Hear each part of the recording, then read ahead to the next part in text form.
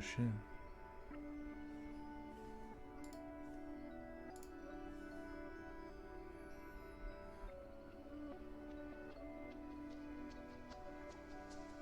Hello. Hello, hello. Hello.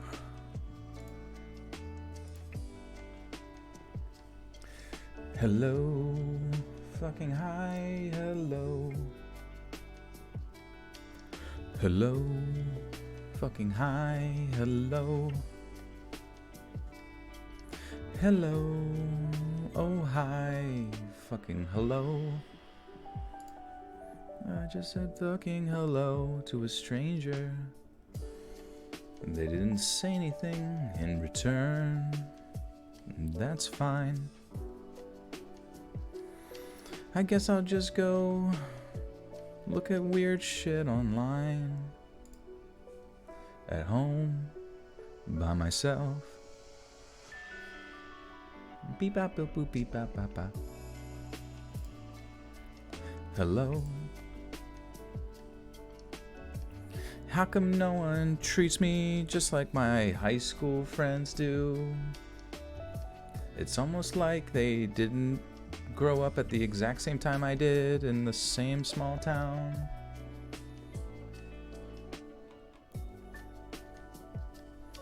Why do I have to pretend like I give a shit what Twitter has to say? 'Cause I don't care. Every time Keemstar speaks, I wanna fucking vomit. Who gives a shit? Who gives a shit? Hey guys, how's it going?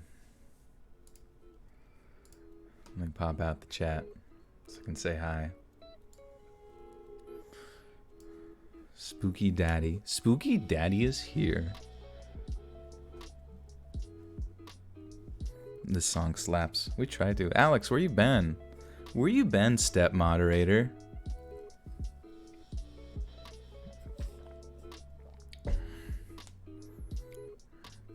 We've missed you. Do I got an Instagram? I do.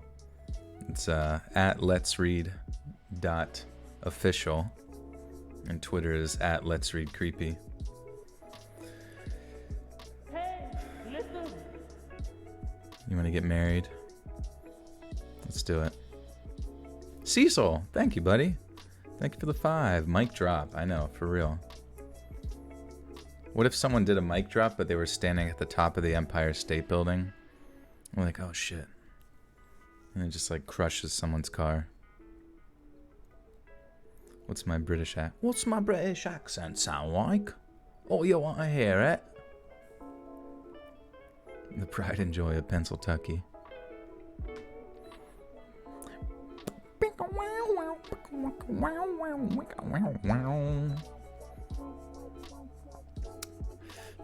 Fry would like you guys to follow Horny Computer.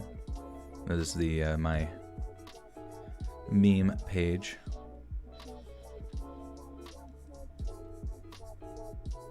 I haven't like put Fry. I haven't put anything on like the official like an official post on the meme page because like I feel like the meme like has to resonate deep within my, well, not that deep within my soul. Sometimes I just do it for the fuck of it, but it's like I almost want the meme to really feel like I want it to be there for a while. Whereas a lot of like other memes I just throw in my story because I think we all, when we consume memes, we want to consume like all of them in mass quantity, you know? And I can't like, you know, just inundate your feeds with lots of posts because I think that's how you lose followers. Or maybe that's how you gain followers. I don't know. Leslie Lee hit 1,000 subscribers today. Nice. Congrats. I didn't even know what content you are producing. Producer of content. Alex with the 2 says, hey, yo, Joseph. God, I miss saying that. Yeah, what have you been... I see you've been getting jacked. Jacked in the gym. You've been getting kidnapped and jacked. Hey, listen. We kidnapped you, took you to a gym, got you swole, bro, brought you back, and now you're ready to muscle some people around as assistant to the regional moderator. Lils with the 5, thank you. Said just made my day better, especially since I'm working. Ah, shit. Dude, work is so lame, dude. Lila, hello. Rachel, you love the meme page. Thank you. Yeah, if you guys have memes, please do send them to me, because I will post them on the on my story on there, because faggot, dude, you know? Faggot. Insanity Collection, what's up, my friend? Thank you for the 2. I hope everybody had enjoyed me and Insanity Collection's little collaboration there, as well as the voice of last but not least, the voice of the Crypt Keeper was at the end, which still to this day I'm like so astonished that you were able to get in contact with him, which is amazing to me, and I appreciate you blessing the channel with his hilariously creepy laugh. Melissa with the 5 says hi, hello. We'll be reading the spooky stories today. Slapped ham. I have just compiled some pretty solid paranormal stories from you guys, and as well as from the subreddit of our paranormal. So I got to get those over to Slop Time and see what we are planning on for the little collaboration.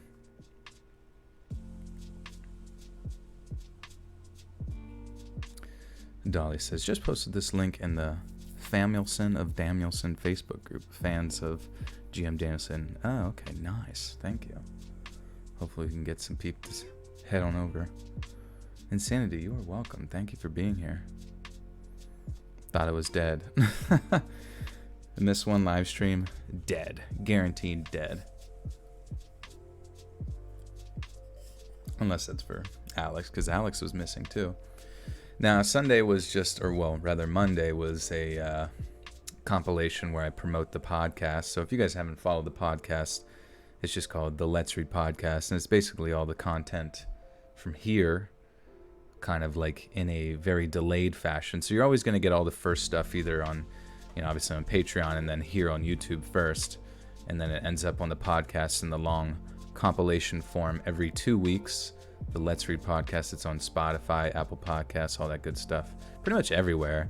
But I just hit like 5 million listens on there, and that's only in pretty much the space of like a year and a half, which is pretty dope, especially just starting out.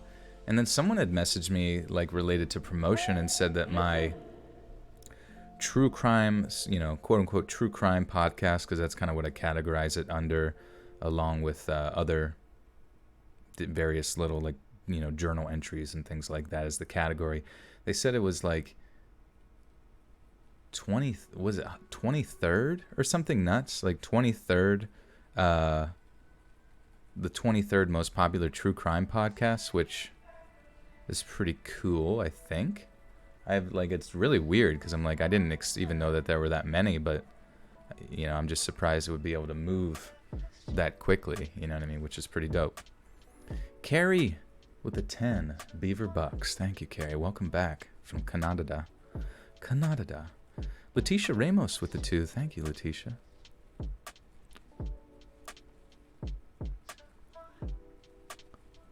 Shanta, thank you. Try to keep it satisfying. Barbie is back in the house. Barbie, long time no see. How art thou? 23rd in the charts, number 1 in the hearts. Stinkiest with the farts.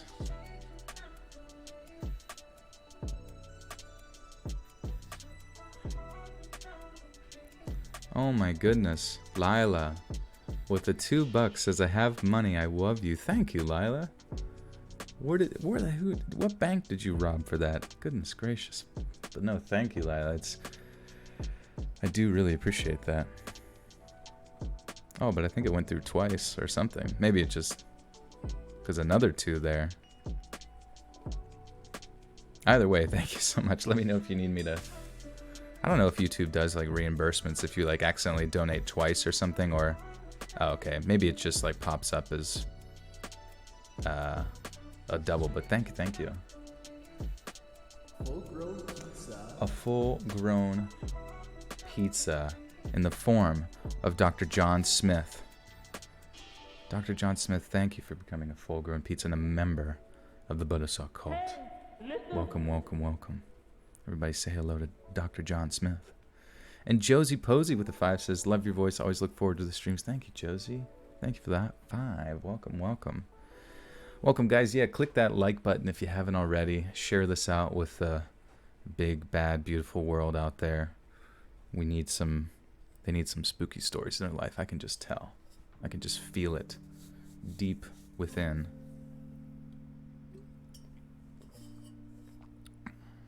Hey, listen. Hector Linka says, hey, Brother Bear, my wife got me into your channel. We listen to your stories at bedtime as your stories relax us and put us to sleep in a good way. You're the best. A++. Thank you. Thank you. Yeah, oddly enough, like, you're not the only one that's told me that, like, couples actually will listen to this together to fall asleep, which I think is like just really like a really interesting and awesome thing to be part of people's like sort of nighttime routine, especially in the sort of couple format. Like maybe I can just pretend I'm one of your youngest kids and I've just pissed my bed and now I'm laying in between the both of you, but at the same time I'm talking, and I'm talking so much that it puts everybody to sleep. So to the extent that you almost like look forward to me pissing my bed so you can fall asleep easier. Cashy with the 10 buckaroo says, this shit slaps, baby. Slap, slap, slap, slap, slap. Slap, slap, slap. Thank you, Cashy. I appreciate that. Welcome, welcome. And Alex with the 2 says, hey, yo, Joseph, buy yourself a big sody pop, homie. I'm trying to.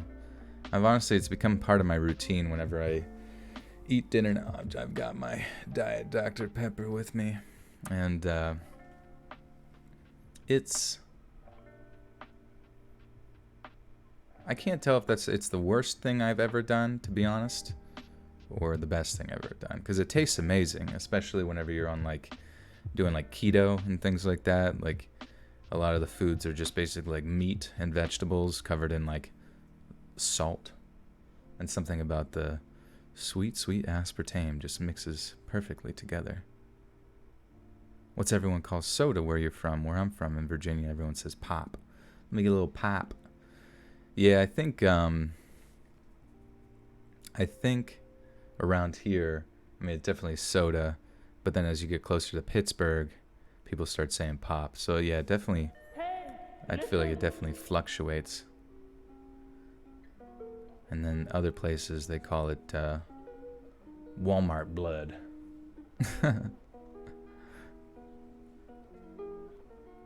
Look at all these green names. So good to see all these green names here. I do really appreciate you guys joining and becoming members. Hannah, you love aspartame. You love it. It's so good. Andreas Wenzel Mogensen with the 89 kroners says, keep up the amazing work. Thank you, my friend. What is the kroner?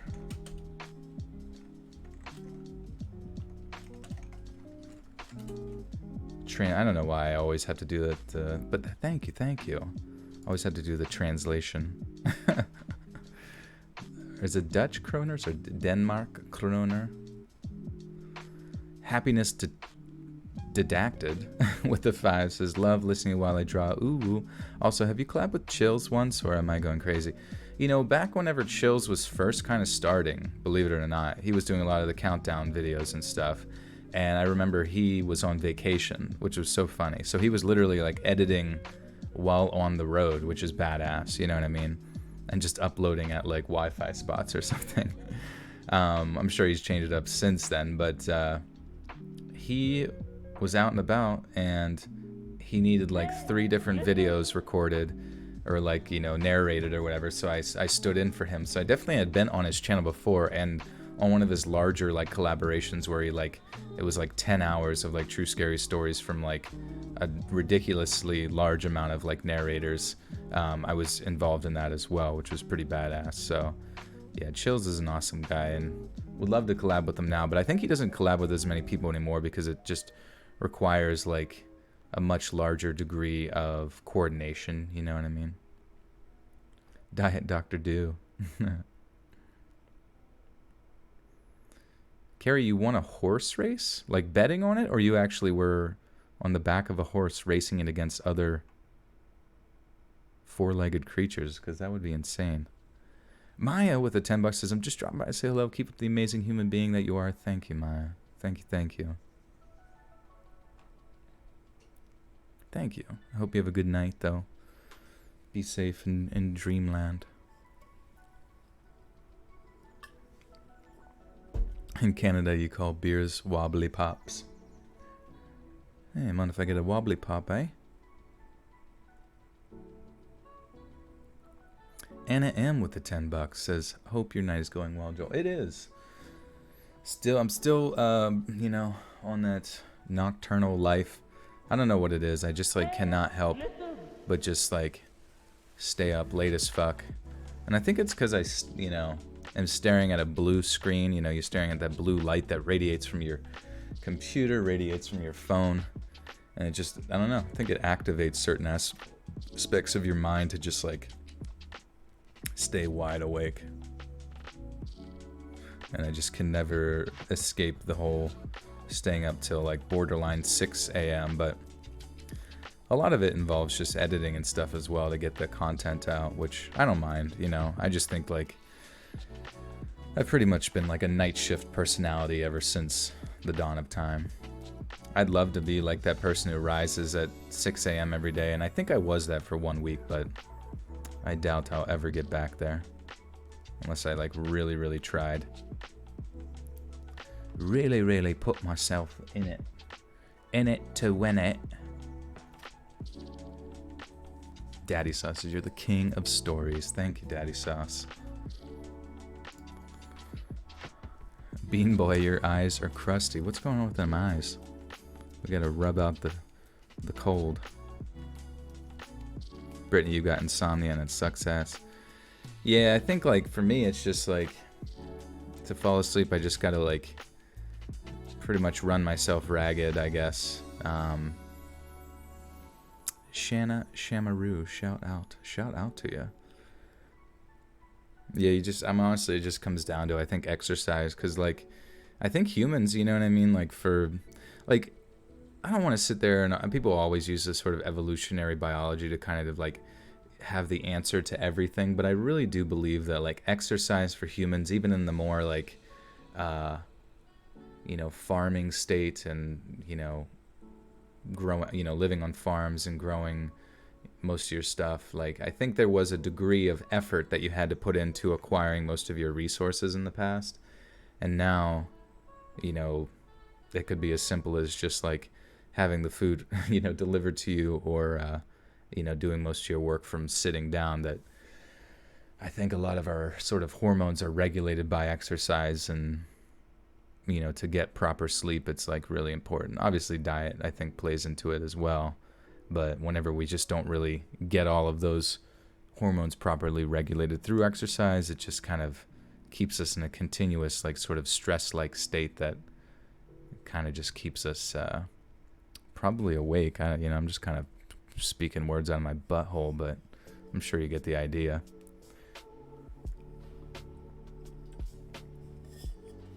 Spoonie Life. It's bedtime for me, and I'm so glad you're on. I haven't slept right lately, and I need a few stories. Oh, you will be getting a few tonight. In about 1 minute and 30 seconds, we will be reading online gaming stories here. I'm just doing a little bit of a countdown. We're actually already at 300 folks, which is badass. So thank you guys for being here. Share this out on Facebook, Twitter. I don't know if you can do it on Instagram, to be honest, but do it. Barbie says, let's read. Did you do the walkthrough for the pic we are looking at now? The pic you're looking at right now is, I forget who the artist. Oh yeah, Space Goose with 3 O's.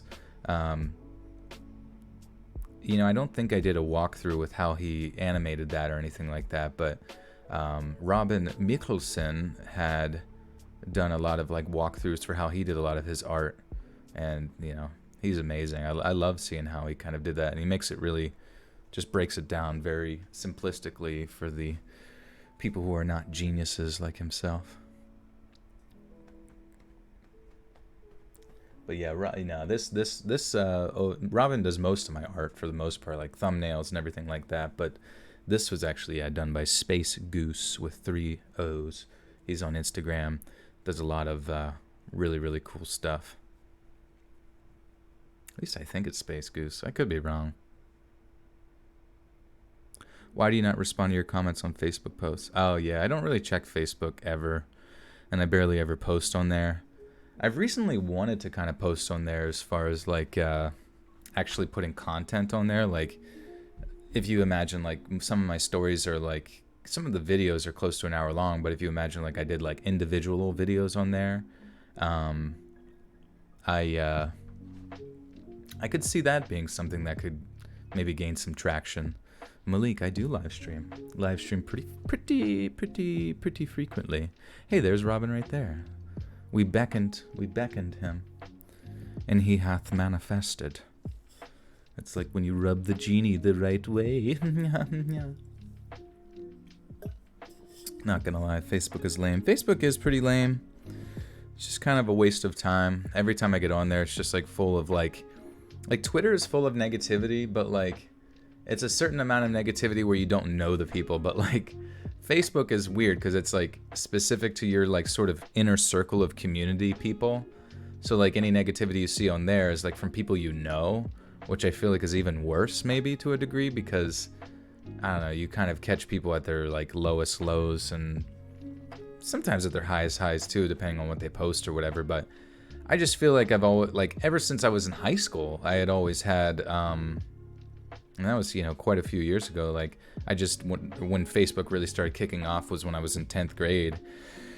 And, just like worrying about what dumb fucking picture I posted on there, what people thought about it, what like, my crush, might think about it, or like my friends, or, you know what I mean? You post stuff and you wonder what people think, and it's just like, it sends you down like your own, it's pretty much your own personal hell, even though it's supposed to be fun and stuff. I think it does literally the exact opposite and sort of disconnects people. And in a lot of ways, like individuals who maybe you thought they were a little bit nuts, it like really enables people to feel comfortable to just like air out the entirety of their dirty laundry, which I think I've been guilty of as well on there. And it just, I think it just makes you feel like it made me feel like complete dog shit. And, but then like the sort of ever increasing, release of dopamine that is released when people click like on your bullshit or give you a heart or whatever the fuck it is, you know what I mean? Or whatever little bit of responses you get on stuff. Like it just it constantly keeps you in a bit of a dopamine loop that will send you right back to it. So for me, that sounds like a fucking waste of time, 10th grade, yeah. So I'm 30. I just turned 30 here in the beginning of June. So Facebook, shit, I guess when I first started using, I was 16. It might have been 16 or 14 years ago, which is fucking nuts to think that it's like been that popular for that long. Is MySpace still up? I think MySpace is, but I don't know how it operates, if it's like more of a, more of a music site or some shit. I don't even know. I posted like some MySpace stories pretty recently, which was pretty funny. But anyways, guys, enough of my rambling here. We are gonna transition over to some art that was done by Robin in the Let's Read Lounge up in space, up in my spaceship satellite somewhere. I don't know if you can see the planet in the background getting smashed by a giant asteroid. Friendster. What's Friendster? But we shall be advancing to some creepy stories here. If you have a story, as I always say, go to reddit.com/r/let's-read-official. Believe it or not, it's one of the subreddits that were not purged in the great Reddit purge recently, which I'm thankful for. It's so fucking weird seeing that kind of shit, but yeah, go submit your stories there. It's just easier for me to categorize things if you put like a nice title, tell me if it's true or paranormal, and you know, if people update it, give me the updates. It helps me to find which ones are actually solid and which ones are poopy poop. What's my star sign? I guess Gemini, right? I feel like people really, really like the star stuff, but I've never figured out what about it is so enticing. Maybe I just haven't dug into it enough to really see the consistencies. Or maybe I'm just not a magician. I don't know. Maybe I'm all of the stars. Can I just be all of the stars? Mixed together to make one giant Beetlejuice star. Okay, we're gonna switch over to the ever prolific, terrifying, dark ambient artist of Iron Cthulhu Apocalypse. Go subscribe to him for all of your creepy story needs. We're gonna do Cursed Soundtrack, Invoking Nameless Horrors, Post-Clickable Edition. Some of his titles are so funny. I love it. Listen. But this absolutely changes the mood quite a bit. Steve B with a 5 says, dealing with the death in the family. I appreciate this channel bringing a little happiness. It's been in short supply these days, the past couple weeks. You're welcome, Steve. I'm so sorry to hear that about that, my friend. Seems to be just a tough year, you know what I mean, for a lot of people. I've been hearing sort of indirectly various deaths in my own family, as weird as that sounds, and you know, it's obviously everybody kind of goes through that kind of experience, but to a degree it depends on how close these individuals were to you. And though it's unfortunate, I'm thankful that they were not people that were close enough to me to create a response that would be very negative. But at the same time, like, hearing some of the circumstances in which people have passed away, it's just like, it's so baffling to me. I mean, life can really be taken from you at any time. So you just really have to find time to appreciate those that are around you and that do care about you. So I'm sorry, Steve, but yeah, absolutely, we love you too. We welcome you into the community anytime. But yes, tonight is going to be online gaming stories. Some freaky Friday action, even though it's not Friday at all.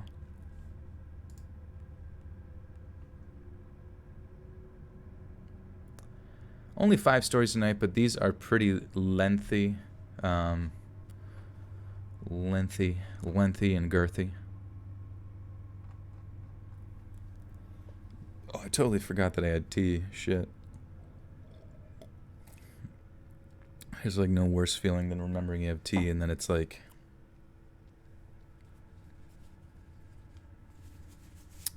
fucking lag. Oh no. Who's getting lag? Anybody getting lag? It says excellent connection on my end, but you never know sometimes. Gotta lube the lips. Pradeep is posted up behind me. He's sprawled out in a laying on his back cat position. I should give him a good sack tap right now, right, dudes? Just like Jackass, the movie. I cannot find my lippy lube. This is the worst emergency of all time. I might call 911. Oh wait, here we go. Found it. Oh, gaming lag. Oh, right, a gaming reference. You guys stand Pradeep? Someone was telling me, like, you know, like people always say, like, I stan, like, XYZ, like, K-pop star or whatever the fuck. Honestly, I actually, like, I've been hearing about people that were into K-pop artists, and they tell me stuff about the K-pop, like, scene. I don't know shit about it, other than the fact that they look like, you know, a mix between a vampire and a ventriloquist doll. But, like, honestly, their lives seem really, really sad. And sad in the sense that, like, they can't, apparently they, like, they're the most popular people ever, you know, super, super famous, probably wealthy or whatever, I'm not really sure. But like from the time that they're 13, they're like scouted out to like live out this life, you know what I mean? But they can't even do like the whole like Justin Bieber thing where you go get, you know, fucked up and crash a Ferrari. It's like you pretty much have to constantly be in there this like rigorous lifestyle, or not only do you have to be like talented and go perform and shit like that, which can be a lot of pressure, but you have to like not be, you can't be married, you can't like have a girlfriend or it's gonna like ruin the pizzazz of it or some shit. Even though I think when people have like relationships, people become more obsessed and or jealous, you know what I mean? I don't fucking know, but um and then you can't like be seen like drinking or smoking or participating in any other vices, which, you know, might help them to a degree for the ones that end up on like you know, pretty bad substances. You don't want that, but like I don't know, it just seems like a really, really fake life, and a really, really like, not just a fake life, like a sad life where you've worked so hard to achieve these dreams and are considered like the highest tier of excellence in the entertainment industry, but you can't even go have fun in your off time. You know what I mean? It just, maybe I'm wrong. Maybe I'm completely wrong, but Keenan, you're gonna crash a Ferrari? Hell yeah, dude. How did I come up with Pradeep's name? It was named after a character from the show, The Pickup Artist, and I must have, I don't know why, like my roommates wanted to name the cat after him because they shared a very similar personality. The one character, Pradeep, who was just a very tepid, wimpy Indian guy named Pradeep, and then, you know, they had just very similar personalities, I guess you could say, because he was one of the nerds, you know, in that group of people that were being trained up to be like pickup game artists and stuff. It was a hilarious show, honestly, so fucking funny. 2006 show, because the guys that were teaching them how to do that were like, if you'd see them walking down the street, you would just avoid them at all costs, you know. And but then I don't know, it just became kind of a play on words. Whenever I took him to the vet to get all of his, like, you know, checkups and whatnot, and they asked me what his name was, and I wrote down Per Deep, and it's just been that way ever since. The poop that took a pee, yes.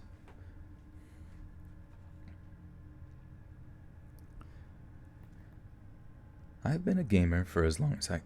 Fuck. Again, my voice has not warmed up to reading. The reading voice.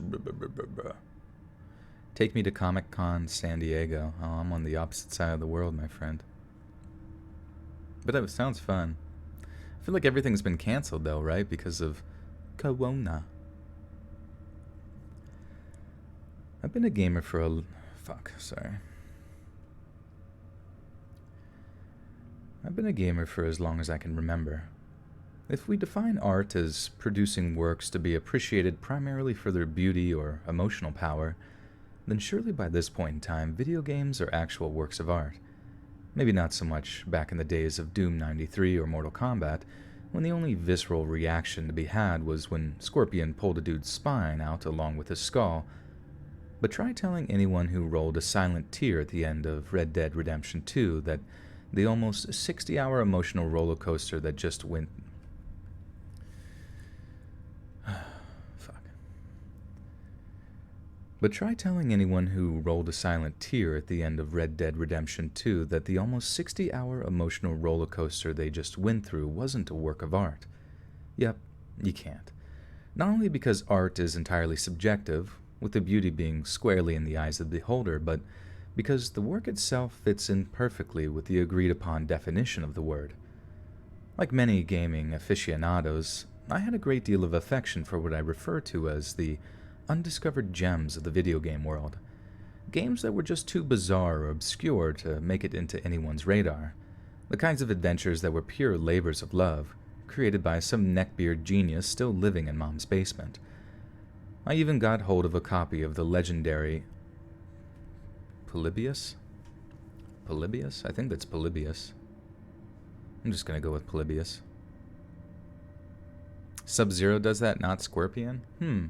Yeah, I guess he freezes them and then, like, does the uppercut on them, but I feel like Scorpion's gotta do some sort of spinal rippings. Like many gaming aficionados, games that were too... Okay, yeah. I even got hold of a copy of the legendary Polybius, writing an in-depth review of... Dude, I gotta find out what this stupid fucking game is called, because... I'm sorry, let me just do a mild amount of research here. Well, it's an urban legend game, I guess. Which I don't really... So I don't know how this guy would have it, which is a little odd. Polybius, the video game... There is a video game that doesn't exist. This guy's got a good voice. You ever listen It's to a myth. Ahoy? An urban legend. A hoax. It's called Polybius. Polybius, okay. Polybius, we'll go with that. Yeah, there's like a video game documentary channel called Ahoy, and he's got an awesome voice and puts so much effort into his videos. It's honestly, if you guys are into video games and like video game documentaries and history and that kind of thing, you should definitely check it out. Clara Jane May with the 5 says, drinking pina coladas with my sister, having a good time, and then Let's Read start streaming. Good times intensify. Hell yeah. You must be out in the tropical lands of who knows where.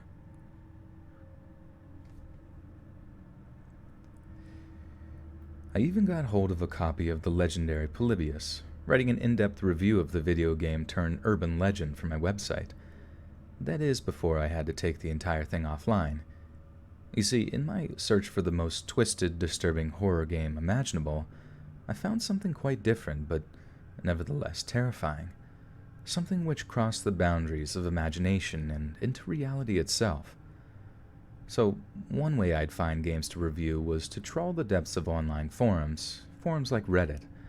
I'd peruse comment sections, make my own query posts, anything I could find to... I'd peruse comment sections, make my own query posts, anything I could to find the strangest, most disturbing video games imaginable. I had a good run for a while, but it wasn't long before I was really scraping the barrel for things to review. I was getting desperate, and right when I thought I'd be without a review one week, I got a direct message from an anonymous account. To cut to the chase, the message stated that there was an old MMO, a massive multiplayer online game that I might be well interested in. The public servers for this game were long dead, but apparently there was a private server which a small group of dedicated enthusiasts still regularly visited.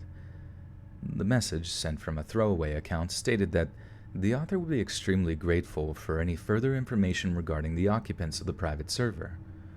According to them, they'd had a friend that had somehow gotten access to the server before seemingly disappearing entirely from their online spaces. Emails, Steam, and Discord accounts for this person had been completely deleted, and the person had even gone so far as to stop answering their phone before it was disconnected completely. I had to be completely honest here. I didn't believe a word of the message. If something seems too good to be true, it probably is, and I applied this exact line of logic to the message's contents. If I could put the work in, the review might end up being the best I'd ever created, but to have it just pop up in my inbox seemed way too easy. So I asked the sender if he minded having a brief Skype conversation so I could make a few notes on necessary details.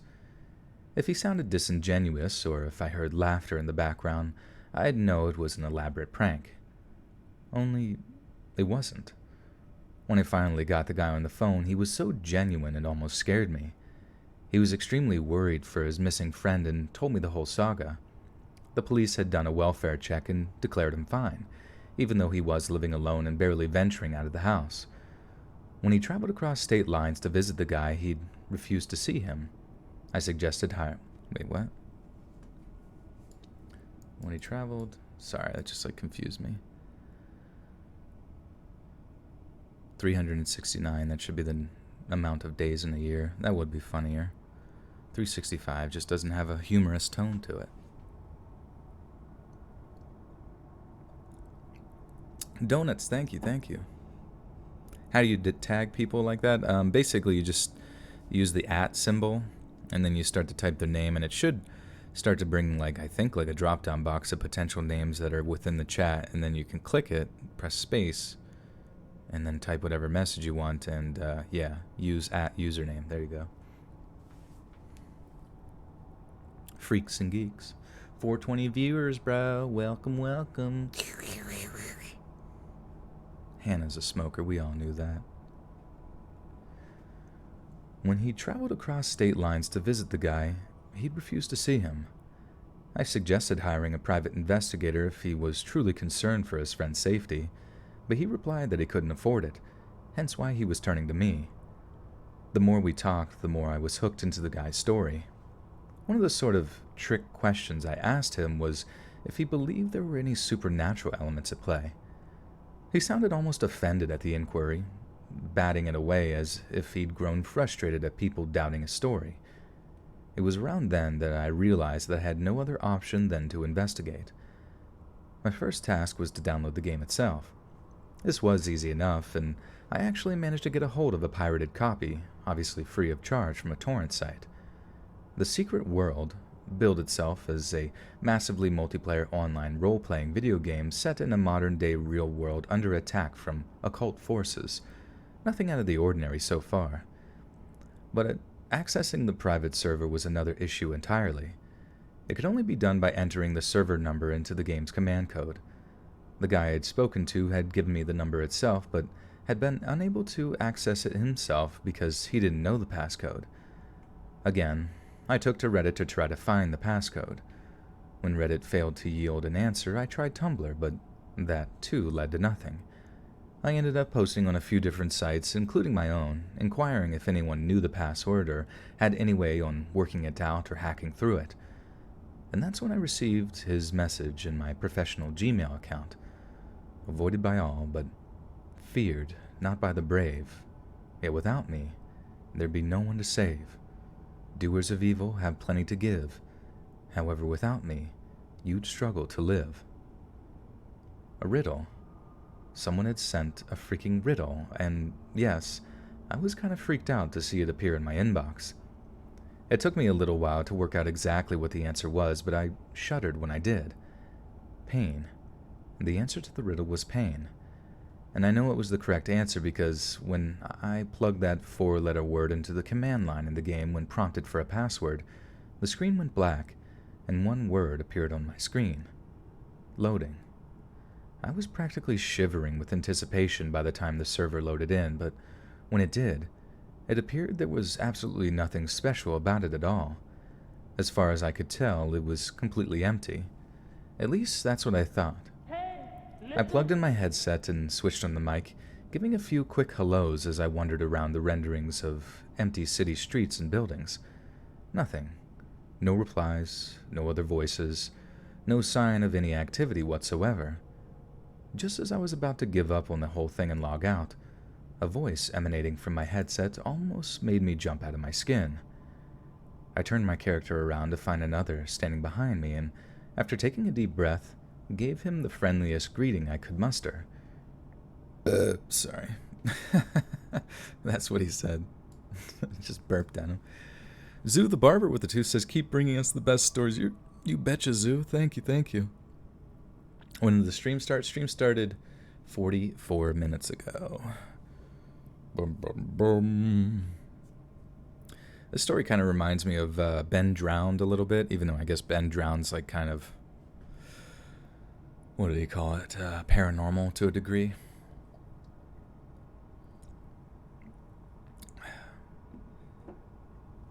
Floating drops. Welcome. I turned my character around to find another standing behind me, and after taking a deep breath, gave him the friendliest greeting I could muster. He totally ignored it. How did you get in here? The voice asked. I'm not quite sure, I lied. I was looking for a full server and just kind of came across this one. There was no response from the avatar this time, and I got the strong impression they knew I was lying. Follow me, the voice said. And so I did. I followed the digital character through empty streets and alleyways until we reached the very edge of the map space. I was led up to 2 lone trees, the bark pale and white. Wait, what? Oh, I see. I was led up to 2 lone trees, the bark pale and white. They looked more like bones than plant life. Stay close, the voice told me, and began to walk between the true trees. Suddenly, the voice's character disappeared. I called out after him, but again got no reply. Whoever it was just screwing with me, that much was clear. How wrong I was. I walked through the gap in the trees and found my screen turn black. Slowly, light returned, and I found myself standing in an underground chamber, filled with many other game characters. I was asked by the same voice as before. I stand among them and repeat every word he said. I just did as I was told. I was in too much amazement that there seemed to be an actual cult here, operating in a private server on a long-dead MMO. I am the Lamb, the voice said. I repeated it word for word. I am the Lamb. I am the blood. Again, I repeated the words. You are the blade. It took me a second, but I echoed his words. Louder, the voice ordered. I knew this was not for me to repeat, it was a command, so I said it louder. But again and again the voice demanded I say the words louder until in the end I was practically screaming, "You are the blade," down my headset. That's when I heard something else entirely.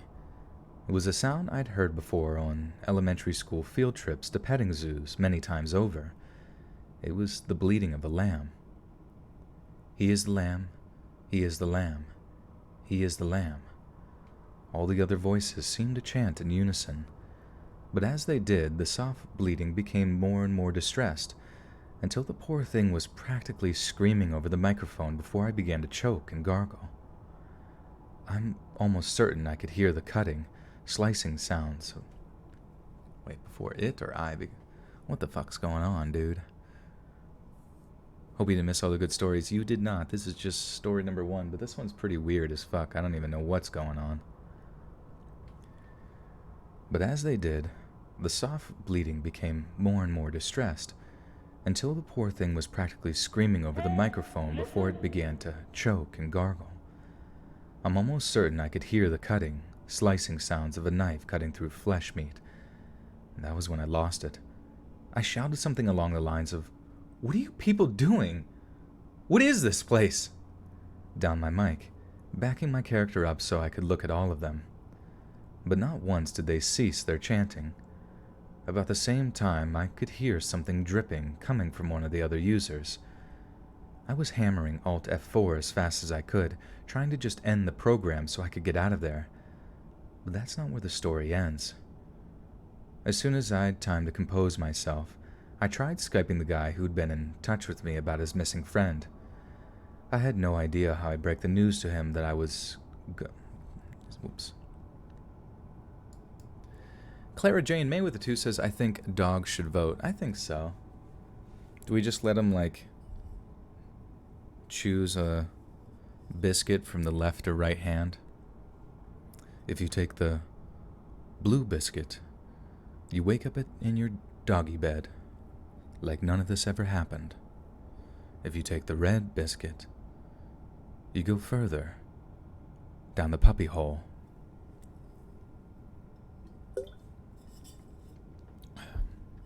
I'll take the blue biscuit.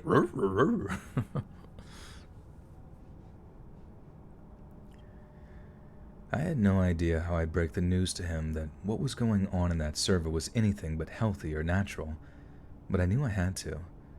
His friend's mental health or even his life was at stake, and the sooner he knew, the better.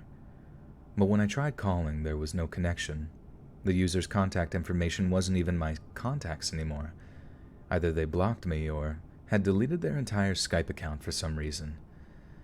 Now I was really freaked out. Had these people gotten to the guy who called me?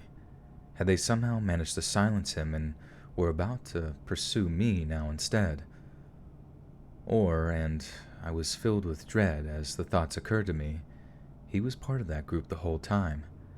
That there was no missing friend. How it was just a ruse to get me in that server and make me say all that freaky stuff to begin with. The Reddit account that had sent me the pain riddle was also deleted. Could it have just been the same guy, leading me down the garden path and making me think I was all out on my own? when in reality it was all just part of his sick plan. Thoughts like that fried my head for days until I was finally able to sit down, compose myself, and write out a few thousand words describing the experiences I'd had. My usual readers were fascinated by my account, although a fair few tried to call me out on making the whole thing up for clicks. According to them, if I didn't have screenshots or a recording of the whole thing, it didn't happen. I assured them it had, that I was just too taken aback by the whole thing to remember to run a screen capture program or take any screenshots. I actually ended up editing the post to say that, no matter if people believe me or not, there were... I actually ended up editing the post to say that, no matter if people believe me or not, they were under no circumstances to try to access the servers themselves. Not long after I received a 3-word email. Take it down. The words had a picture file attached, one that was just a straight-up Google Earth Street View of my own apartment complex. So I did. I took the post down. Not only that, but I deleted my website, along with the hundreds of time-consuming reviews I put so much work into, all gone in a few clicks of a mouse. I tried to do the same with my online presence in general, creating whole new email.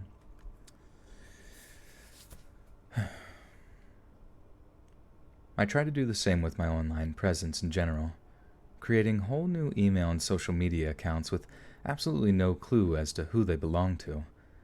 That seemed to stop the harassment, and thank God no one ever vandalized my property or tried to ambush me outside my home.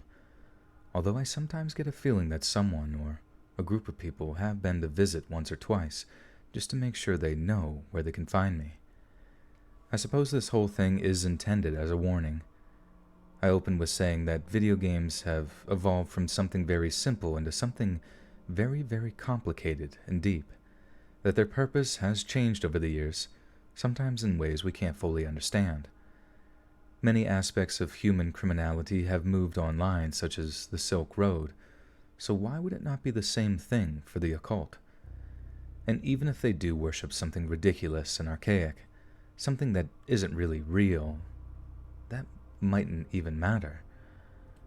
Because what was real was the sick, skin-crawling feeling I felt when I realized that they really were torturing and killing animals together, even if it was via meetings in cyberspace and not in some deep, dark woodland somewhere as some grisly sacrificial altar. Sorry, that sounded a bit strange. Passes crack pipe. Hey, hand that over. Even if it was via meetings in cyberspace and not in some deep, dark woodland somewhere at some grisly sacrificial altar. Stay safe, everyone, especially when you're online. Everyone's passing around the peace crack pipe.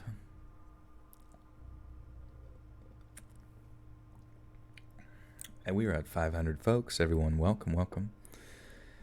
That story definitely is out there, but I like it.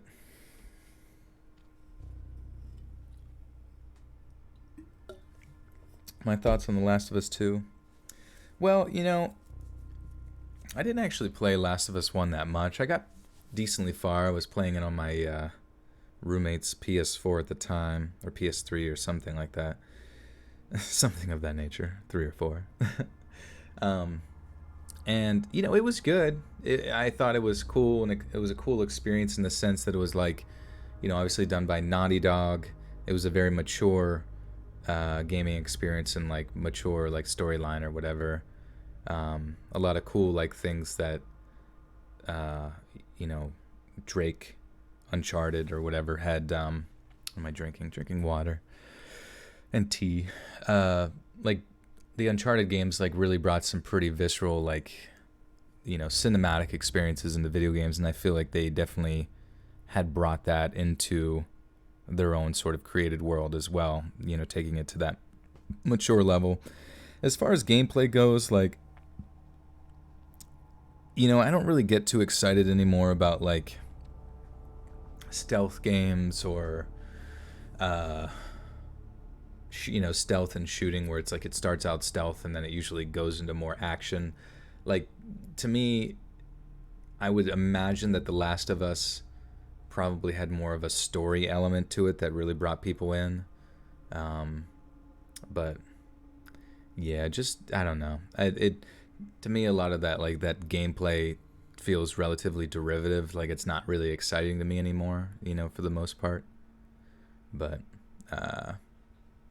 I can understand why people enjoyed it. But I haven't even played number 2, and because I'm not really invested in the story from the first one, I don't imagine based on my what I've seen from gameplay is really going to drag me into this one. Like after you play games like I don't know, like Red Dead 2, like the I don't know. Obviously Red Dead's not much of a stealth game per se, though there are some stealth elements, not as in depth as games like Splinter Cell or The Last of Us. Just the sensation that you get from the gunplay in those games were just like so much more. Like you could really feel the impact of stuff to a degree that I felt was like a lot more satisfying as a game than The Last of Us brought. Though I do appreciate the concept of The Last of Us, but a lot of people complain about the second one, and I'm not going to give any spoilers or anything, but just kind of if you want to close your ears for 3 seconds or something, if it's even opinions, kind of take away from your experience or whatever. But basically, they complained about the story. That was the big motivating factor, and just some of the creative direction that the story took. Now, from what I heard, is that one of the lead individuals from the last game had complete creative direction of the story in this game, which if you know any parallels from like time, from what I hear, that's very similar to George Lucas in the Star Wars series, where like in the first trilogy of the Star Wars movies, the original ones from like the 70s, early 80s or whatever, it was a team of people that like George Lucas wrote it, which I think was based on like previous. I don't know if he wrote the original story or not, but I think he based it on like old sci-fi novels or something like that. And then there was people there to kind of like check him, you know what I mean? But then when it came to, or perhaps even the old novels were there as like a team to kind of like keep him in line. But then when it came to the prequels with like Jar Jar Binks, that was all George Lucas writing, from what I heard. I could be wrong. Other bigger nerds than myself might be able to fact check me on that. But I feel like, you don't want to rush story writing as a team or anything like that, but you definitely want quite a few voices, I believe, in there to kind of give feedback. And whenever there's only one voice, you sometimes have a very limited viewpoint of trying to create a reality or trying to create a world, whether that's it's implementing a lot of like personal philosophies that other people might find relatively cringeworthy, I guess, you know what I mean? But I don't know. I just think like if you're going into a big project like that, especially with the writing, you should really rely on a lot of people to kind of assist you with things, so you don't really alienate a large percentage of your previous audience in whatever message it is you're trying to get across, because not everybody's going to be like on board with exactly what you're saying, and you might end up just coming across as like perhaps bias. I don't know. Stephanie with a 5 says hi. Hello, Stephanie.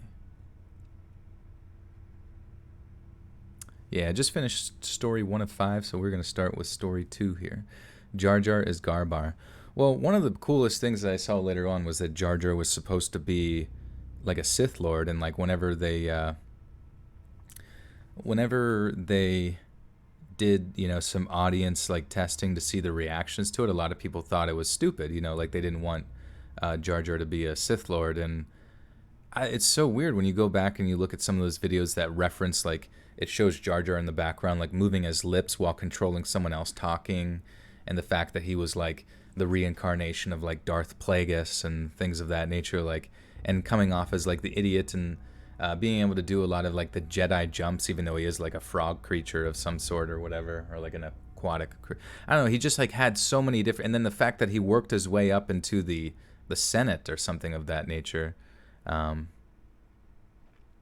like I thought that was it would be so genius in the end. You know what I mean? It would be so genius in my mind. I mean, it might be silly to some people, but like the fact that like Jar Jar he's garbar, he's garbage because you only can reflect upon Jar Jar within the context that he comes off as an idiot or like, silly, you know what I mean? But like imagine if he turned out to be a super mastermind, like that would maybe piss some people off, but to me that would it would like all come full circle and you'd be like, holy shit, he was a fucking genius the whole time. He was playing dumb, he was trying to get to a position of power, and essentially playing everybody, but I mean, how satisfying, how fucking funny would it be, and satisfying, I think, at the end to then, see instead of Palpatine or somebody like that, like telling Anakin to kill. I don't know how they would have revealed it. If that was a deleted scene that exists in somebody's like computer folder somewhere, I hope that gets leaked someday. I would shit my pants. I'd pay good money to watch that, because whatever it is they show to an audience that thought it wasn't a smart idea. Or I hope there's like some like people who their non-disclosure agreements have like ended and they can just now like do some whistleblower, even though it wouldn't be like a whistleblower, but they could reveal some information about that. That would be the best shit of all time. Jar Jar's kind of cute. I don't know. I mean, he was pretty fucking funny, though. The story behind, I don't know if you guys ever looked. You should look up on YouTube the story behind the guy who played Jar Jar. Is like one of the saddest stories ever, because he just like he got so much shit for it. Oh my goodness. Stephanie, holy shit. I have to be careful twerking too much. I don't want the possibility of a fart slipping out, and that certainly would disturb Pradeep's beauty rest. But thank you so much, Stephanie. Holy cow. 50 buccarinos. Making me twerk. Making it work.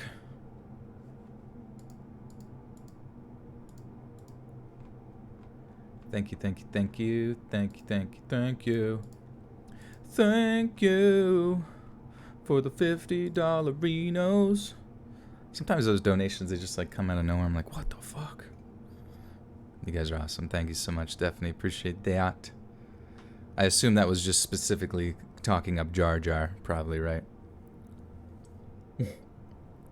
Don't blow my back out. Double up. I like 'em big, round, and juicy. Blah, blah, blah, blah, blah. I don't know what the lyrics are. Actually, I kind of want to look up real quick, just for, scientific purposes, lyrics of I like big butts. Okay. Oh my God, Becky, look at her butt. It is so big. She looks like one of those rap guys' girlfriends. But who understands those rap guys? They only talk to her because she looks like a total prostitute, okay? I mean, her butt is just so big. I can't even believe it's just so round. Like, it's like out there. I mean, gross. Look, she's just so black. I like big butts, and I cannot lie. You other brothers can't deny that when a girl walks in with an itty bitty waist and and a round thing in, what is that, the lyric? And a round thing in your face, you get sprung. Want to pull up tough, because you notice that butt was stuffed. Deep in the jeans she's wearing, I'm hooked and I can't stop staring. Sorry. Oh baby, I want to get with ya and take your picture. My homeboys tried to warn me, but with that butt you got makes me so horny. Oh my God. This is like one of the greatest songs of all time. Ooh, Rumpo Smooth Skin. Holy shit, that's a great name. Somebody should have like a Twitch name or like a YouTube name called Rumpa Smooth Skin, or like a gamer tag name. Hopefully in this next story someone have a gamer tag named that. You say you want to get in my bands? Well, use me, cause you ain't that average groupie. I've seen her dancing. To hell with romancing. She's wet. Got it going like a turbo vet. She's sweat. That's all. She just categorically sweat. If I could label, whenever you're like categorizing bugs and various subspecies. She is sweat. She's also wet. Gotta go in like a turbo vet. I'm tired of magazines saying flat butts are the thing. Take the average black man and ask him that. She gotta pack much back. So fellas, yeah. Has your girlfriend got the butt? Hell yeah. Tell him to shake it, shake it, shake it, shake it. Shake that healthy butt. Baby got back. Oh, I never really heard this part. L.A. fits with the Oakland booty. I didn't know that that's what they said. Baby got back. L.A. fits with the Oakland. You ever like listen to a rap song, you kind of have like no fucking idea what's being said, but you just like kind of mouth the tones. Hannah with the 2 says Planet Zoo and Zelda both say hey listen. Who's Planet Zoo and Zelda? Thank you for the 2. Mannequin Chaos with 10. Thank you. Oh man, yeah, we can if you guys want, maybe we can finish the remainder of on part 2 of Baby Got Back. Oh, there's a lot of lyrics here. Was I looking for? Was there a reason? I don't even remember why I started reading that in the first place, to be honest with you. Baby got back, yeah, baby. When it come to females, Cosmo ain't got nothing. Okay, yeah. Sometimes I have to start with the context, otherwise I lose the flow. I should switch the like Big Dono song from that twerk song from, because I think that's Nicki Minaj, or no, not Nicki Minaj. What's the other one after her that's like pretty much identical? Bacardi.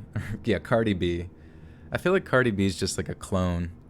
Like they took some samples and like, we've created a younger version to replace you. You can retire now. Valerie with the 2 says, had to tip for the same. Thank you, Valerie. Hey, listen. Go off, baby. I'm getting off, baby.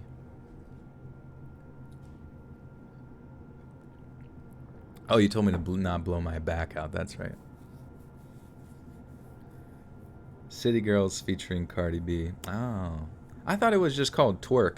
Because I was looking for a song to be twerk, and I typed into Google, and it was like, that Cardi B song came up, and it was just like titled Twerk, and I was like, huh, this might work.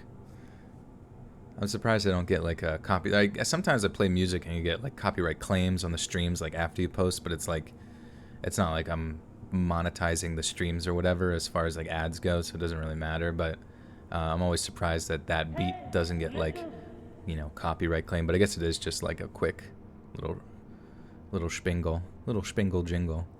Garrett Wiseman, what's up? Garrett with the 5 says that was worth $5 to hear you read that. Thanks. I should have recorded it, honestly. Put that on Patreon. Joel, don't leave us to pursue your rap career. Honestly, all the other narrators are doing it. We got Chills out in the rap game.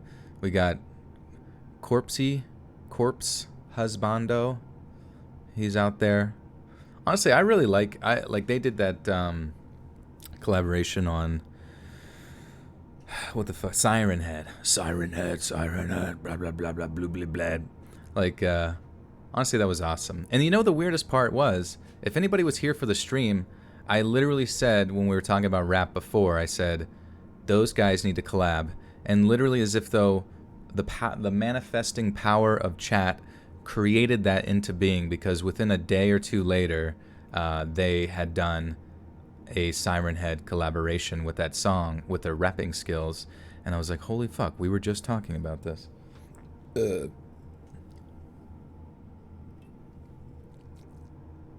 already got the mic. Yeah, that's really all you need. You just need a mic and like a voice, and just start rapping, dude. I need to find my inspiration first. I must find my inspiration. I must find it. If I'm going to be a big rap god, I must find my inspiration. Will it be about my cat? Will it be about my YouTube channel? Will it be all the creepy stories I read? Will it be all the individuals locked in my basement? Who knows? It is weird sometimes, like, some of the stuff people rap about. You know, it's, like, pretty violent.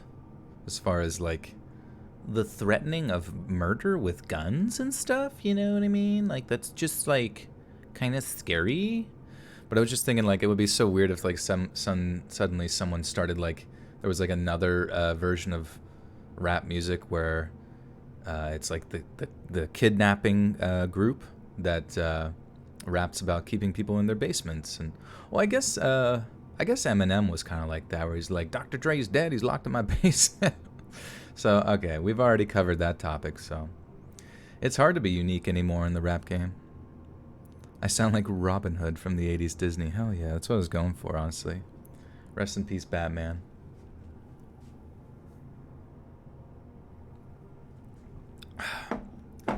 Look out, Robin. A flying dildo. Whoa. Go Gadget. Oh,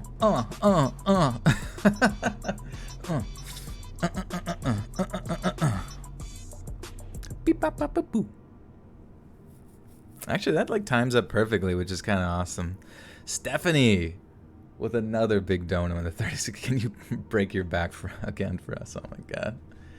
I'm going to just be like the letter C rotated backwards is how my spine is going to be oriented at this point from how much I've been twerking. Just I'll be like an SCP monster walking around like, but it was worth it. They're like, how did you end up this way, sir? Years and years of twerking. Batman is not dead. Batman is, the voice that was in also, what's his name? Adam, let's see. Actor, Batman. He was the mayor on Family Guy, Adam West. Yes, sorry. So Adam West is dead, unfortunately. Really, really funny guy. One of the funniest characters I thought on Family Guy. Everything he said was so fucking funny, and I love that he was the mayor, you know what I mean? He was just in charge.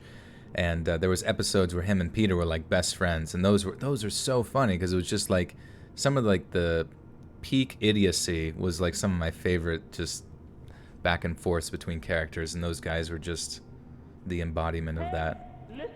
But I never actually watched any of the really old Batmans, you know, like the ones where he's jumping like claymation sharks and stuff like that.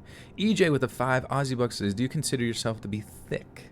You know, to be honest with you, I sort of do a little bit. I definitely, my squat, because I do quite a bit of Olympic weightlifting, primarily, along with like bodybuilding, and for a while I've been, years I've done CrossFit stuff. There's a bit of meat on there, on them bones, for sure.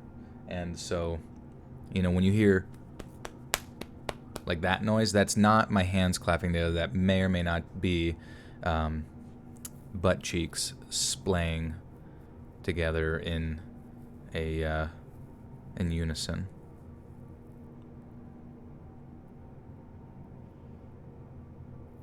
He make me haha, not gonna lie. Spady, what is up? Thick with like 69 C's. How thick are you, sir? I'm a 69C thick. You could hear me looking back at my arse. Sometimes I look back at my butt for how thick I am, and I just like, I catch like Pradeep like resting on it while I'm standing. I'm like, what the fuck? How did he get on there? Get out of here. Dean, Jesus. Let's read as cake. It was my cake day recently. I just need some icing. Okay, we're moving on. This conversation is getting derailed quick. Okay, sorry. Being a girl who plays video games can be pretty tough sometimes. Note that I said girl who plays video games and not bloody gamer girl, since that term seems to be now irrevocably associated with dirty bathwater and a Twitch thought turned scam artist. That's just one of the things you get. Others just assume you're trash at the game because of what's between your legs. The only time I ever get any real respect from guys is when I prove I'm actually good at the game we're playing. Not that all guys are like that. I'd actually say that most don't really care that I'm a girl, but when it gets bad, it gets really bad. And sometimes that's all it takes to ruin the experience for me completely. But there was one incident that occurred while I was playing online that put me off gaming entirely for quite a while. This story is of Twilight... How the fuck do you even say this name? Twi'lek Zane. Twi'lek Zane. Wait, did I miss a... Do I consider... Yeah, sorry. I'm a gamer girl in a gamer world. There's got to be a remix for that, like, where the lyric... You guys have to think of a... Okay, let's see. Barbie... I'm a Barbie girl. Girl lyrics. So, okay. Hiya, Barbie. Hiya, oh, okay. I'm a Barbie girl in a Barbie world. Life in plastic. It's fantastic. Okay, so if we're doing... I'm a gamer girl in a Barbie world. And then it's life is plastic. It's fantastic. I need you guys to think of the next line for our gamer girl remix. Let's go gamer. Hello gamer. Let's go gamer. Sometimes I may or may not hear a gamer girl's voice whilst playing Overwatch. It's really funny because sometimes, like, because a lot of girls don't really communicate in Overwatch like a whole lot, or like get in comms, and then anytime they do, I just go, "Whoa, gamer girl," like just like a really innocent, like ooh woo type experience, you know, like, "Whoa, gamer girl," and like it's just really funny because one time one of them was just like, "Nope," and then like took themselves out of the voice chat. I was like, wait, gamer girl, come back. Let's go Tracer. I pick Tracer. Life in Steam. It's obscene.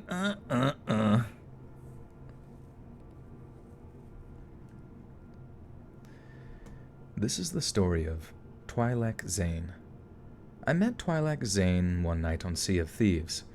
For those that don't know, Sea of Thieves is an awesome multiplayer game where a crew of 2 to 4 players take control of their very own pirate ship. I was a huge fan of the Disney Pirates franchise when I was a kid. Still am, I suppose. So the idea of a game like that was hugely appealing to me. I had a lot of fun on Sea of Thieves, for a while anyway, until one night I found myself on a ship with a crew member called Twi'lek Zane. Zane, as we'll call him, was nice at first. He seemed a little surprised to find himself sailing with a real-life girl, but a lot of people are and just get over it pretty quickly. Zane seemed like one of those guys, kinda quiet, but perfectly nice otherwise. He kinda faded into the background for the most part, being overshadowed by much louder, more extroverted crew members that ran around showing off their pet parrots and playing their musical instruments. At one point, after fighting a ship full of skeleton pirates, I needed to regenerate some health. So I go below deck to our little food barrel and pick out a few pineapples to nom on to get myself back to full strength. I made a remark to the guys about eating all the ship's pineapples and how it was making me hungry in real life. They asked what my favorite food was, and my reply is probably in line with like 80% of people everywhere. Pizza, I told them. This sparked off a little debate on ship when one of the crew threw the question out there. How do you feel about pineapple on pizza? Now, unlike most of civilized society, I actually kind of liked Hawaiian pizza. I just can't resist the whole sweet and salty thing that it has going on. But when I tell them that, this sparks off something of a mutiny. The 2 louder crew members start laughing, and one even jumped off the ship, saying he refused to sail with someone who liked pineapple on pizza. It was funny, sure. We had a few laughs. All the while, Twi'lek Zane stayed quiet, not saying a word as we had our little bit of banter. About 45 minutes go by, and I'm getting hungrier and hungrier, so I tell the guys I'm about to jump off to go make some food and that I'd be back on afterward. And then I hear my doorbell. Luckily, my flatmate was home, so I didn't have to worry about rushing off to answer it. So I don't really take much notice of the exchange I can hear through my bedroom door, but I did start to take notice when I heard my flatmate's footsteps coming up the stairs to my room. As she opens the door, I slide off my headphones, and there stands my roommate with a pizza box in her hands. It was a godsend. Trust my BBF... Wait, what? Trust my BBF. In the UK, is it called a BBF and not a BFF? Marshmallows and mustard pizza? Oh my fucking god. Alex. That sounds delicious. Kiwi on pizza is supreme. Damn.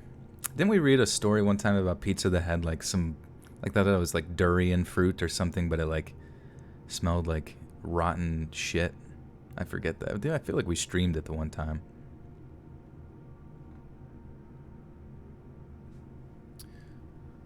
Worst people ordering pizza are the broccoli. Oh, jeez, I didn't even know broccoli was an option. Wonder if you could just put it on there raw and like watch it cook. Hey, listen. Marie with a 5 says, love your videos and appreciate all the work you put into your videos. I know it's not much, but thank you, Joe. You're welcome. Thank you, Marie. Thank you. Joel, you could have been a sailor. I actually was thinking about downloading, what's it called? What is this game called? Sea of Thieves. Because my friends do play it quite a bit. And I don't know, there's something about, like, ever since the Wind Waker was out and you could sail around and stuff, there was something rather mysterious about just being out in the open seas and, you know, raising the mizzen mast. But I don't know if I could be a sailor in real life, because every time I've ever gone deep sea fishing, you know, a few times, probably like 3 or 4 times when I've been out in like Florida, I just like if the water is choppy, dude, I get fucking seasick as fuck, you know?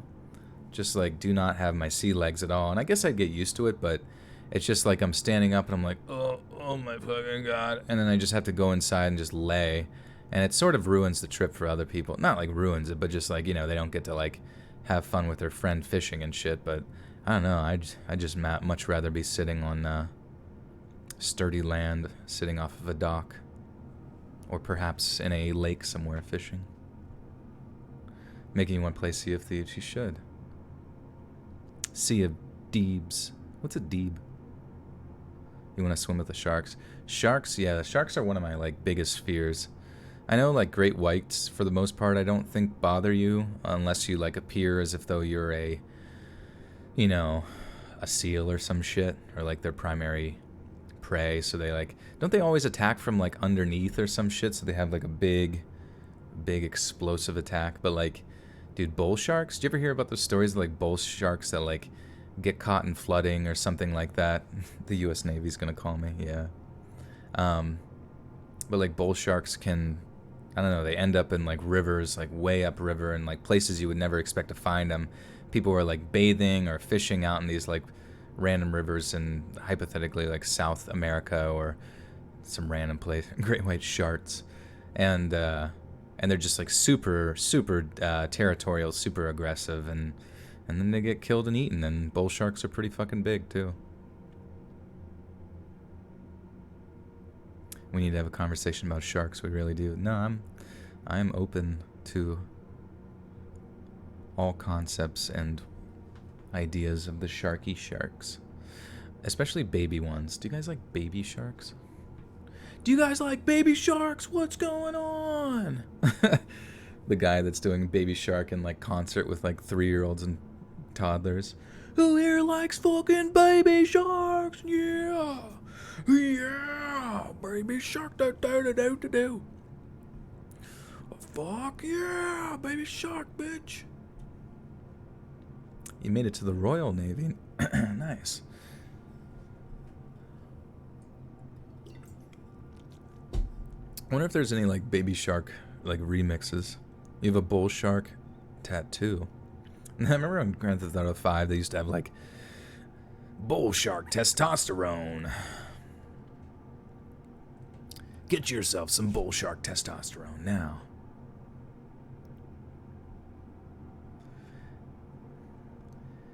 It was a godsend. Trust my BFF to just know. Oh, I see. I couldn't, for some reason this sentence was confusing. You want me to say Baby Shark? What if I sang Baby Shark do like so well that it got copyright stricken or copyright claimed? It was a godsend to trust my BFF to just know when I was hungry. Or at least, that's what I thought. I was so hungry that I actually cut her off and asked her if I could have a slice of her pizza, as I was absolutely ravenous. She looks confused, then says she was about to ask me the same thing. I'm beyond confused at this point, so I ask the guys on Sea of Thieves to hold on a minute. I mute my mic, then turn back to my friend. My jaw is on the floor by the time she's finished talking. The pizza delivery wasn't for her at all. It was for me. What's more, it had been paid for, and the topping was, you guessed it, ham and pineapple. I felt sick. I told my friend she could have it, that I wasn't feeling very hungry anymore. In a confused voice, she thanks me and turns to leave, but asks me if I'm feeling okay before she shuts the door. I just lie, straight up lie, and tell her I'm fine. Just a bit under the weather, I suppose. When she shuts the door, I get right back on the PC. It was horrible. I found myself asking a question that I already knew the answer to. Did one of you guys order me food? The first two louder sailors said no, with one actually laughing at what seemed like such a bizarre question. But Twi'lek Zane was silent. His character just stood still on deck, quietly watching and listening as the situation unfolded. And then he spoke up. "Enjoy," is all he said. I freaked out. I pulled the Ethernet cable out of the back of my computer so hard the connection snapped off and remained in the slot. But it was severed, and that's all that mattered. But it was way too late, and that was the worst thing of all. There was no way for me to know just how much information Zane had acquired just from using my Microsoft ID and IP address. If he'd managed to work out my home address, what other information had he been able to dredge up? The only comfort I could possibly take... Sorry, fucking throat's all sorts of squiggly squagged. Too much bull shark testosterone in here. If he managed to work out my home address, what other information had he been able to dredge up? The only comfort I could possibly take in the whole thing was that, because of his accent, I knew he was North American. But that didn't rule out the possibility that he was either living or studying in the UK and was actually much, much closer than I first thought. I barely slept the week that followed. Nightmares came every single night. Nightmares in which I'd wake up to a figure standing over my bed, a crooked smile twisting their lips before they pounced. I'd wake up crying, bed sheets soaked in a cold sweat, with my roommate rushing into my room to see if I was okay. In the end, I told them everything, and they drove me down to the police station immediately.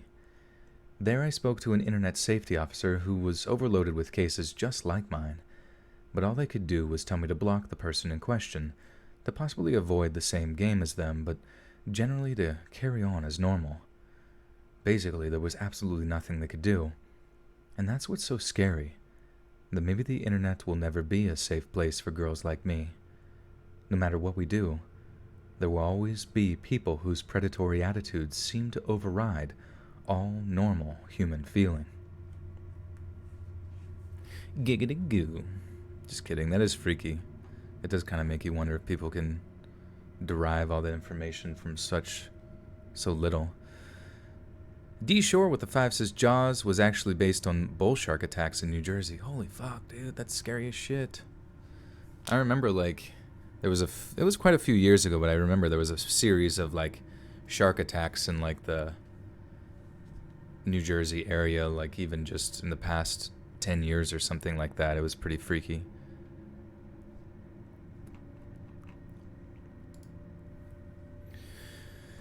New Jersey shark doo doo doo doo doo, bite your arse doo doo doo doo doo doo.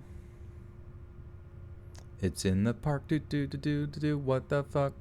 It has legs doo doo doo doo doo doo. It's in my bed doo doo doo doo doo doo. It's laying eggs doo doo doo doo doo doo. Jersey shark. Shart attack. That's the next one. Okay, so the first line of this story says, I'm an audiophile. Always have. Now, I know this sounds silly, but I know what an audiophile is. It's like people who are obsessed with sound quality and like good headphones and all that kind of shit. But it also kind of sounds like another word that I shouldn't say in a video. So what do you guys think of changing audiophile to? Like maybe a headphone connoisseur. Headphone connoisseur. Okay, completely out of context, but I love your voice. I can't listen to some YouTube people's because of their voices, but yours is awesome. Thank you. Thank you. Right on my bed. Good eye, mates. It's B-Buster. EJ, are you B-Buster? You sneaky chap. Audio file does sound sexual, yeah.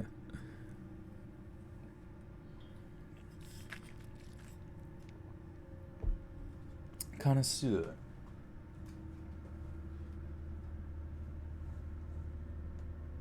Oh, that's hilarious. My buddy just texted me saying download Sea of Thieves.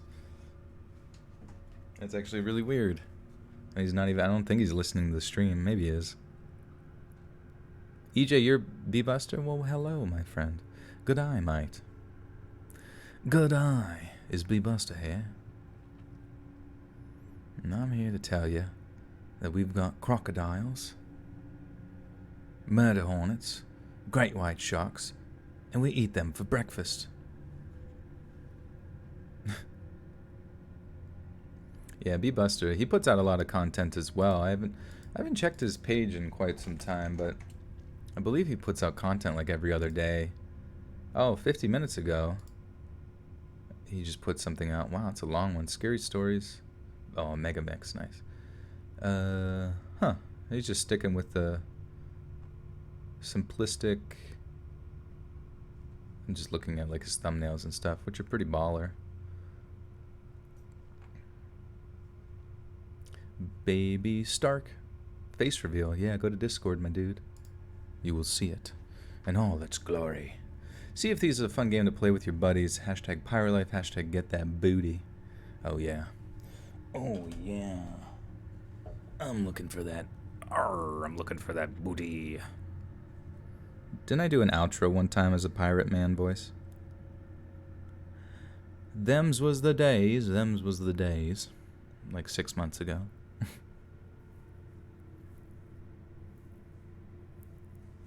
Pizza is amazing.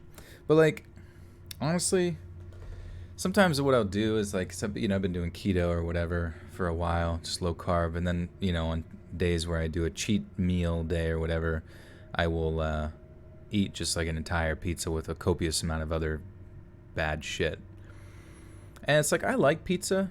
The first few bites, like, I get, like, stuffed crust pizza from Pizza Hut or, like, another, like, and the entire pizza is like stuffed based on like a local pizza place around here, and like, which is really good.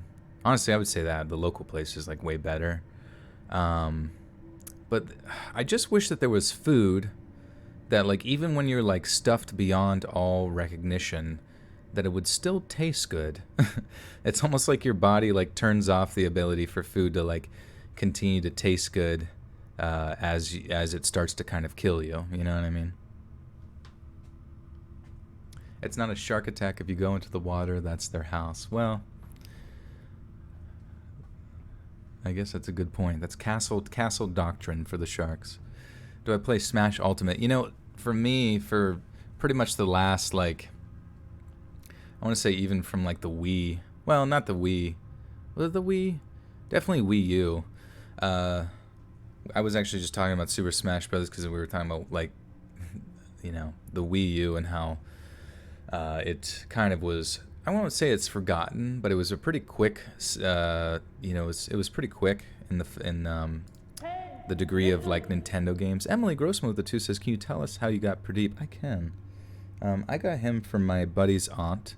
We wanted a cat, and she had a litter of kittens at her farm, and she said this little black one was the one that she pretty much like hand raised, where every night she would just like hold it in her lap upside down and just like pet it till it fell asleep in her lap. And she said it was just the nicest one. So I think that's why he's such a good cat, is because he was pretty much like hand raised from the point he was like 6 weeks old, Oh, he's such a baby. He's just a good boy. You can pick him up, you can move him around like he's like a little ferret.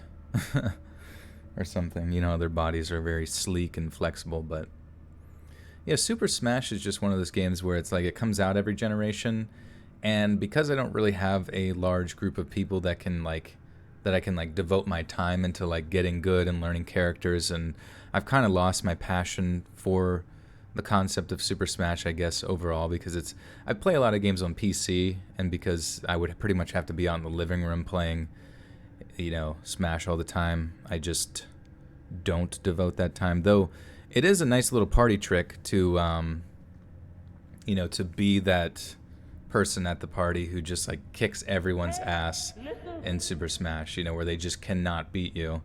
The one thing about the most recent Smash that kind of annoys me is that your character, as they're attacking, will like doesn't automatically face your foe, like, or your nearest foe. You know what I mean?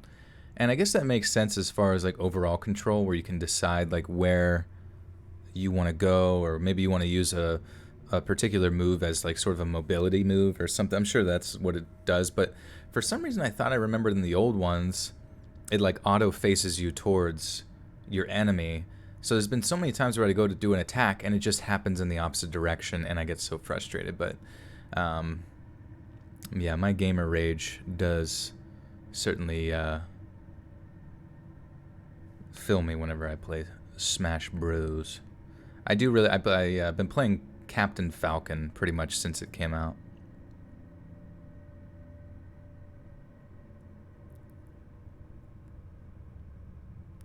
Because Captain Falcon is the smoky. I don't even know what I'm saying, honestly. I'm like half reading chat, half talking at the same time. So, okay, we need to think of another word for audiophile. Okay. I've been a headphone connoisseur. Yeah, fuck it.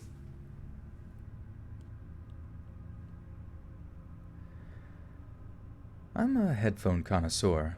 Always have been, always will be. I also play a fair amount of online video games too, ones where it's pretty crucial to have clean, crisp audio. And games where you're reliant on hearing other players' footsteps, having that kind of audio quality gives you a real edge over other players. That's why I had my heart set on a Bose A20 Aviation headset. They were without a doubt the best gaming headphones on the market, and at a $999.99 set price point just shy of $1,000, they took a lot of work to afford. I had to work 10 months at a local gas station, including weekends, saving just a few bucks each time until I could finally afford them. But when the delivery guy finally dropped them off and I carefully unboxed them and plugged them into my iPhone for a music test, I discovered they were well worth the wait. The depth and range they produced were absolutely phenomenal. I heard songs in ways that I'd never heard them before, but most importantly, I couldn't wait to see how they improved my gaming performance. A few hours later, a buddy of mine and I were playing a game called Hunt Showdown. Apologize for the tangent, but it's an absolutely terrifying experience.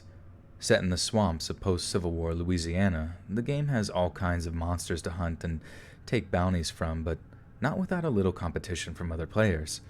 There's heavy emphasis on stealth, sneaking up on other monster hunters before mercilessly dispatching them and robbing them of their prize.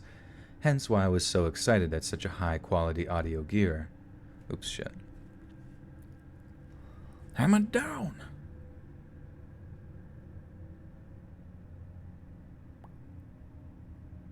Yeah, the Hunt. It's funny, they're bringing up some games that I actually played recently, like the Hunt Showdown. If you want to, like, the Hunt Showdown is cool because it's like basically like a battle royale, but you make a hunter that takes place in post Civil War era, and there's just in this area of the world of Louisiana on different maps and stuff. There are these. I don't know exactly the lore, but the lore is pretty neat. It's kind of like ambiguous, and you can dig into it, but basically there's portals that have opened up from presumably the depths of hell and stuff like that, and it's turned everyone into zombies for the most part. And then there's also these really like terrifying sort of demonic creatures that are like the bosses or the bounties that you're going for. And basically as you use your your hunter vision or whatever it is, you try to find these clues that will eventually give you context to where the monster is hiding, and which is usually in like some barn or something like that. Listen. Hey, Stephanie with the 20 buckaroo says, going to sleep. Thank you for your content. You're awesome. The best I've ever heard. Gotta be up early tomorrow. Have a great night to you and everyone. Thank you, Stephanie. Thank you so much for your generosity. I really appreciate that. And I hope you have a good night or a day rather. Hope you have a good night and day at work tomorrow. So sleep well. Thank you. But yeah, the game is just so immersive because basically you go in tandems of 2 or 3, I believe, of teammates, and then there's other, teammates scattered about the map. The graphics are amazing. Like, and this isn't like, sponsored or anything, obviously, but it's just like the graphics are amazing. The audio quality is like, and they say, this person saying, is like super intense because it's just like every little nuance in the game is so detailed, including wherever you're stepping, just the things that, like, audio is like a very important part because it alerts other players of where you're at, but it also alerts, like, the various like monster classes that are in the game, the zombies and things like that you are near. So there's the degree of stealth actually within it, and it's kind of like, really intense because you're trying to complete sort of almost like cooperative experiences, but then there's a battle royale experience to it where there's other bounty hunters out there that are, trying to essentially kill you, just for the fun of it, but also get to the bounties that you're trying to get. So sometimes you might actually kill one of the boss monsters, slowly banish them back to hell or whatever, and then you get to take their bounty back to the escape area, but then someone will be sitting there camping, like waiting to F you up so they can steal your bounty. So it's very cutthroat like that, but at the same time, if you're pretty good with a pistol, you can, go a long way. But it's a really immersive game. The only bad thing about it is that because there's so much detail in it, but because you're always kind of on a time clock, you know what I mean? And there's other players on your ass all the time, you almost like don't have enough time to appreciate how much detail the game has been put into it. But actually just recently on Twitch, I saw they were doing some like drops. God. They were doing some drops, and yeah, so I think it's been getting some attention a little bit more lately. Shady Highly with the 2 says favorite P0RN star. Shady, I love them all equally. They're all beautiful people with fathers and families. I always think it'd be interesting to meet one of them, though, just to like see. I'm sure their personalities are just like absolutely out there, insane, in a good way, though. Just like I'm sure they'd be like super personable. Hey, listen. Asking the true juicy questions. Can I please just read the story? I like I say all the time when I go on tangents on streams, it's just part of the stream deal. The story will be edited and put together in its full capacity tomorrow at my normal times, Monday, Wednesday, Friday, 7 p.m. Eastern Standard Time. So the streams are just a way to interact with you guys here and have a good time. So, Fry, yours is Mia Khalifa. Nice. Yeah, Mia Khalifa, I have not... didn't she try to get into like sports journalism or something? Shady Highly with the 2 says, okay, so Riley Reid then, thanks. Good. Listen. I want to be mad at you for saying that, but I can't be because Riley Reid is... I don't know if I can say any more beyond that, to be honest, but... Listen. She seems like a very, very cool individual. And I've seen videos where people meet her in the streets and stuff like that, and just randomly on meme pages, obviously. And she's just like super nice to them. Like, that is a cool person. Skaven Misinformation Agent, holy shit, with the 5. So just wanted to give a shout out to all the cool story nerds in the chat. Hell yeah. Skaven reminds me of another game I've been playing recently, which is the Warhammer Vermintide games. Those games have some really cool lore. I've just kind of boiled it all down that the Skaven just want to find a way to bring the moon to Earth because they are under the religious assumption that it's made of cheese. So that's always been kind of like the lore that I have assumed. I'm sure it's much more in depth. Riley Reed. Everybody's talking about their favorite names. Rut-row. I do like how much like Johnny Sins is memed into existence, like whenever they were talking about like cops and stuff, and it's like, guys, not all cops are bad. This one has done so much for our community, and it's just like a picture of like Johnny Sins dressed up as a cop, which is really funny. There's heavy emphasis on stealth, sneaking up on other monsters before mercilessly dispatching them and robbing them of their prize. Hence why I was so excited at using such high-quality audio gear. I was certain it'd give me and my buddy a crucial edge. I was only partially right. The quality of the headphones just made the game all the more terrifying. I could hear every little footstep, every creak of a door opening or a rifle reloading. At one point, I was about to ask my buddy if he'd opened the door in the place we were hiding out. I turned in time to see a figure in black, holding a fire axe above his head. "Rory!" I screamed down the mic, as the sickening crunch of the axe impacting with his skull echoed around my ears. It was intense, seriously intense, and it was every bit as amazing as I imagined it could be. So obviously we spent hours hammering round after round, and not once did I take the things off. Usually after a few hours, wearing a pair of headphones can get kind of uncomfortable, but these things had foam padding on all kinds of places, ergonomically designed not to cause any kind of discomfort. I swear I couldn't have worn these things all night.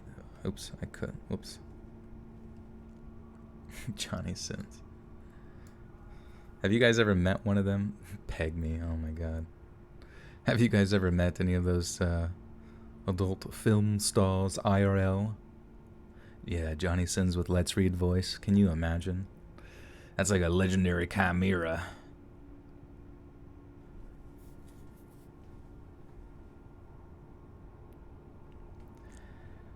I swear I couldn't have worn these things. Oops, sorry. I think there's something could have worn these things on. Oh, my cat wants out real quick. Let me let him out real quick. Nutting is prohibited in the chat. Thank you, Alex.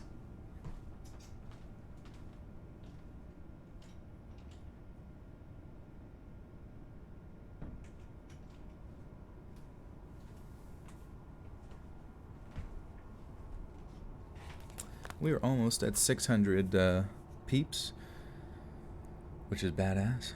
No nuts. Mary says, my kids stopped using straws on their own. Save the turtle. Yeah, we had a long discussion about the turtles last time. Very fearful of their evolution, I believe, is the main reason. Let's get a word from Pradeep. Pradeep, what are you thinking?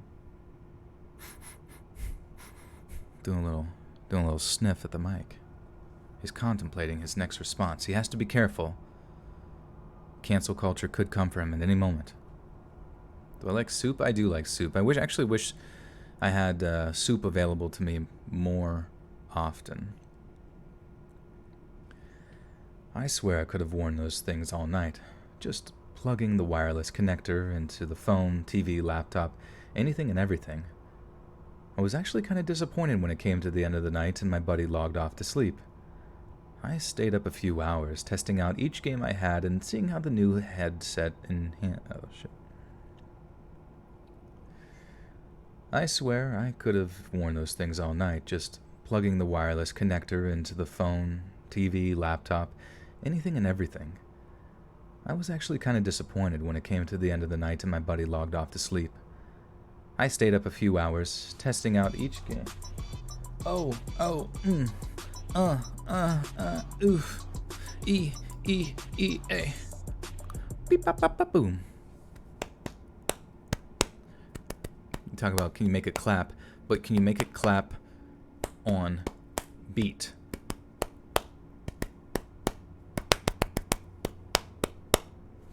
And those are my butt cheeks. Joe Jacqueline with a 50 Canadian maple syrup dollars says, let's read is my daddy. Thank you, Joe. Thank you so much for the 50 beaver bucks. We have made it clap. Making it rain on me. Do I like bat soup? Yeah. That's what we honestly need more of that around here. Sunbeam Dream with the 2 buckaroos. Thank you, Sunbeam. Thank you guys. Thank you, thank you, thank you. You guys are... You always like blow me... Honestly, it actually really blows me away by how generous you guys are. It's a little bit insane.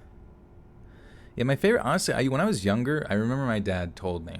My daddy told me that basically we would always go to this one Chinese restaurant, buffet or whatever, a lot of the times during the weekends, and it's really interesting. I feel like Asian cuisines don't really have a lot of like dessert stuff or like conventional dessert stuff, or like I just remember like I always, even as a kid, I always thought like and I know for a fact that like buffet stuff is like American Chinese food or whatever, but I always laughed at like the Chinese donut because it was just like a deep fried dough with like sugar sprinkled on it. And I still ate it, but it was just funny. But anyways, they used to have the miso soup, but to me as a kid, like whenever the consistency of it and just the very salty taste made me believe that it was just like as if though it was someone's like concentrated mucus, you know what I mean? It was just like booger soup, or egg drop soup was what I meant to say, egg drop. And like, my dad told me that Lee said if you eat an entire bowl of egg drop soup, because he knew how much it made me sick, he said he would buy me this, like, there was these things at the mall, these kiosks, and at the kiosk it sold these like Pokemon card like boxes, and it wasn't just like a typical like deck, it was like filled with like 20 decks in it and a bunch of like random guaranteed holographics and things of that nature. And he told me, even though it was like a couple $100 or something like that, and as a kid I could not bring myself to eat an entire like thing of egg drop soup, even for one of the grandiosest prizes I could ever imagine. I just could not do it. But now, as an adult, eating the egg drop soup before I get my like plate of stir fry bullshit is honestly the best shit ever. Skaven with the 2 says, feel good to be generous. Do it. Thank you, Skaven. We will get the cheese from the moon one day. Swallow the soup, Joel. I tried. I was far too young. Egg drop soup is like hot raw egg. It's nasty. Honestly, I like it. It's just like, it's warm. It's just warm, and it's salty. And I don't know, especially after working out, whenever all of your like electrolytes are depleted, just getting a bunch of that with a huge chug of water afterwards, you're just like, fuck yeah, baby, let's go. I'm ready to go again. There used to be this a Chinese place in Arizona, Chinese restaurants and Chinese stores and others. Loved it as a little kid. Oh, nice.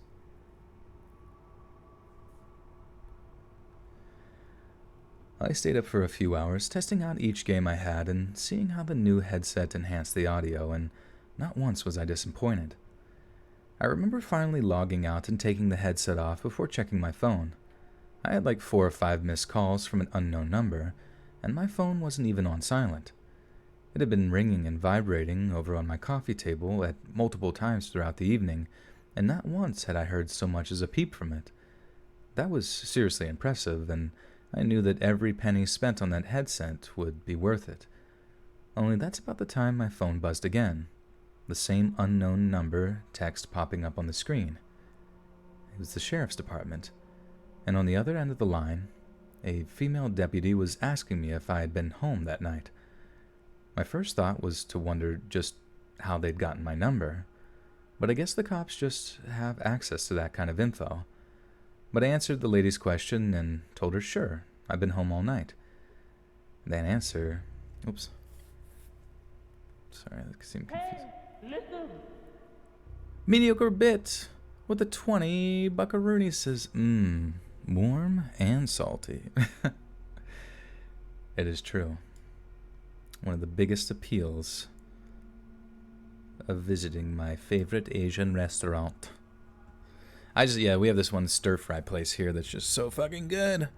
You just like choose a bunch of like fresh ingredients, take it up, and throw a bunch of sauces with it, and they just schmack it together, and it's just like, you just feel like you just got your entire year's worth of vegetables you could possibly ever ask for, and it's amazing. And then that in conjunction with the egg drop soup, and that warm and salty, I just can't ask for a better time.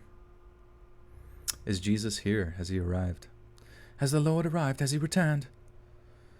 Try a bottle of fresh water with Himalayan sea salt and fresh lemon juice for a little flavor during and after a workout for electrolytes. More refreshing than egg drop soup for sure. Nice. Yeah, I actually, funnily enough, whenever I was thinking about doing like fasting for a long period of time, like some people say they do fasting for like 2 weeks, mainly just because one of the things that people say about fasting, besides losing weight, is that it helps to like just help your body repair itself. Such as there's, a process within your body that like different organs kind of are like inflamed, and I guess it's what you would call like ascites, or the buildup of inflammation in various organs and bowel area, and depleting it of the inflammation of water. I guess during that period of time, your body is most able to sort of replenish itself. But basically, all you're eating is like bone broth and like Himalayan salt with water in the morning and stuff like that. I'm sure there's other things that I highly suggest you research before you try to jump into. But I had only made it, I want to say, 48 hours of fasting before I thought I was going to go insane. And then I just ate a shit ton of stuff at my buddy's like birthday thing. But it was mainly because I was at a social thing, so I just like couldn't deal it. And but it was interesting. I don't know what it was, but like during my 48th hour of fasting, I definitely felt different. I felt as if though like I was a lot more like alert, You've tried fasting but almost faint every time. Dang, autoimmune crap. Yeah, I guess I can't really speak into that too much, but the one thing that people said, yeah, it's like just making sure that you have all the appropriate electrolytes so that you're and hydration, so that your like circulatory system doesn't, I don't know, send you into a situation where you do pass out, I guess. Adam G says the phenomenon you're referring to is autophagy. It's essentially the body replacing lead cells with new ones, or dead cells with new ones, especially when fasted. Yeah, it's like, it really, I mean, it's hard to get away from fasting, but yeah, people say fasting mixed with like the ketogenic diet is essentially something that humans were sort of designed for, in the fact that like you didn't always have the available grains, and especially the high fructose corn syrup focused, sugars that a lot of people eat that create a lot of the inflammatory issues within our own bowel. And a lot of cancers, people say, actually begin within the bowel, which would make sense because it seems as if though cancer kind of feeds off of cancer sort of originates, a lot of people say, from like inflammation, and then from that inflammation those cells definitely feed off of like sugar. So if you can starve the cancer cells through either fasting or low carb diet, I could imagine a lot of benefits from that. You lost 30 pounds by intermittent fasting. Nice. What was your bowels and consonants? What was your what was your rhythm that you did with that? Like a couple days or a day, or like a couple days a week or something? Like, yeah, sugar feeds cancer.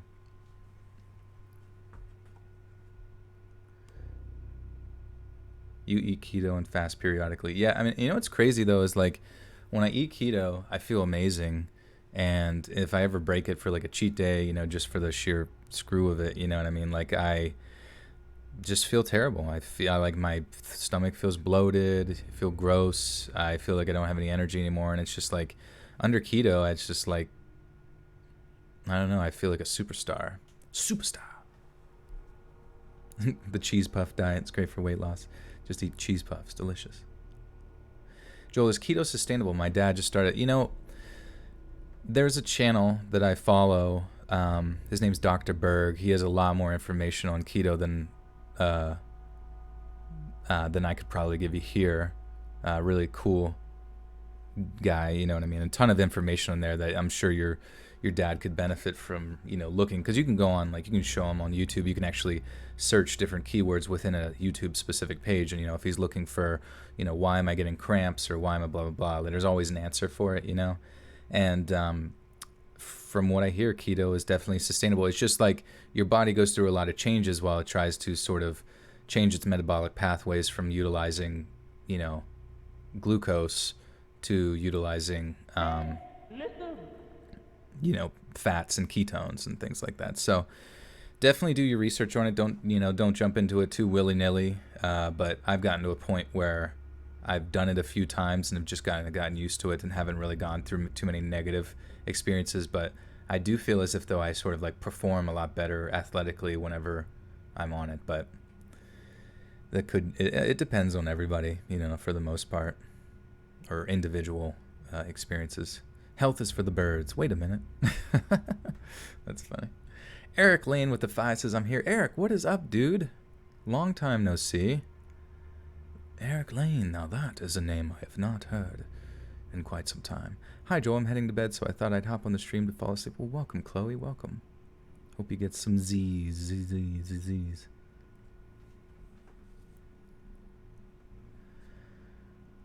But I answered the lady's question and told her, sure, I'd been home all night. That answer seemed to confuse her quite a bit. All night? She asks again, and again I reiterate that yes, I'd been home all night. When I ask her why she was calling, she just answers a question with a question. We have deputies hammering on your apartment door for the last 4 hours, and you didn't hear us? Not even once? Then it hit me. I had my new headset on. Not only that volume... Then it hit me. I had my new headset on. Not only that the volume was way up on them... Oh, I see. Sorry. Sometimes the pacing of, or like the structure of people's sentences confuses me. You hate kombucha? I love kombucha. I heard that there was like, you know, there's like the typical like GTS kombucha that you can get, but I heard there's one, it's like a GTS black label that's like a kombucha with like substantially less sugar in it that you can go for. And I kind of really want to get that one. It would be sick, but I don't know where to get it. You would fast till 5 p.m. every day and have one big balanced meal, but wouldn't eat past 7. Yeah, like from what I hear with like, you know, the OMAD or the 1 meal a day type thing, and you know, and then especially in combination with keto, is that your biggest thing in relation to weight loss and weight gain, or like the correlation there, is primarily your hormones and obviously calorie intake. But like whenever you're fasting, you have a high increase of HGH, which I guess is correlated to like burning fat and building muscle. But whenever you eat, your body releases insulin, and the more often you're releasing insulin, aka the more often you're, you know, consuming food, the more often your insulin is increased, and then in an inverse fashion, your HGH is decreased, and the insulin is a lot more correlated to storing fat. You know what I mean? Because in many ways, our bodies were sort of conditioned over who knows how many years, or maybe we were just created that way to, try to maintain calories, try to maintain all of our consumption as best we could, because I think a lot of people in the world, even now, you know, and in years past, like, were uncertain of where their next meal was coming from. So the human body does have a really strong capability of utilizing or creating as much energy as it possibly can, and storing energy based on the little that you do give it, you know what I mean? So it is fun. It's fun looking into just how the body works and stuff. And obviously I'm not even like 1% of the way like digging through all that kind of information. I do it relatively casually, but the results that I do see from doing like a low sugar diet and also eating like once a day, you know, for the most part, you just feel better, you know what I mean? And your body does get used to it. About to hit 600 people. Oh yeah. Let's learn. Keto crotch affects both genders. Keto crotch? Huh. What is that about? Your crotch gets bigger? You'd rather drink batter acid. Nice.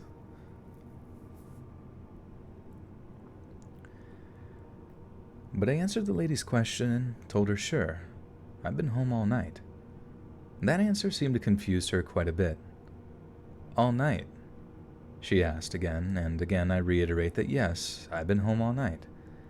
When I ask her why she was calling, she just answers a question with a question. We've had deputies hammering on your apartment door for the last 4 hours, and you didn't hear us. Not even once? Then it hit me. I'd had my new headset on. Not only that, the volume was way up on them. Not an usual thing I do, but like I said, I was testing them out. I sighed before I started on my long-winded explanation as to why I hadn't heard them calling. I felt kind of dumb having not heard them, and actually wondered if I'd been in danger at any point, totally oblivious to the home invader attempting to break in, all while I'm just sitting there, gaming, in total ignorance. Only when I asked what had happened, it was worse than I ever could have imagined. There had indeed been a break-in, only it obviously wasn't my apartment, it was the one above. A guy had busted into the apartment of the girl that lived there with the intention of robbing her. According to the cops, she resisted, tried to fight the guy off, but hadn't gone well for her, not in the least bit. The home invader had tortured her at first, trying to get her to confess where she had money or jewelry hidden. When it turned out she didn't have any, he beat her to death in frustration. This whole thing had happened without me hearing so much as an iota of noise from above. I'd been sat there, happily playing PC games, and someone had been getting murdered above me. If only I'd taken them off for 5 minutes. If only I'd stopped fawning over them for a little while, that girl might still be alive. It took me a while to get over it. I moved out of that apartment and back into my parents' house, at least until I could find a new place to live.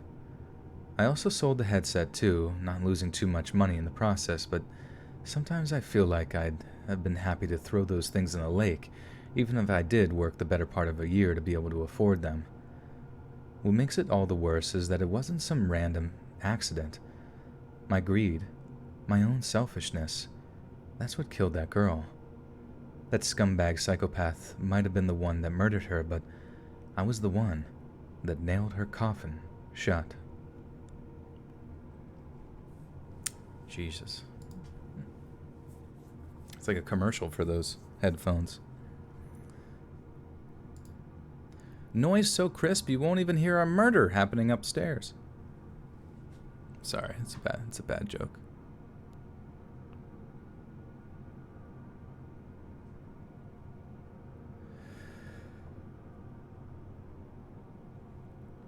Sometimes I look at the chat to see what people are talking about, but then I realize everybody's having like individual conversations that I'm not involved in.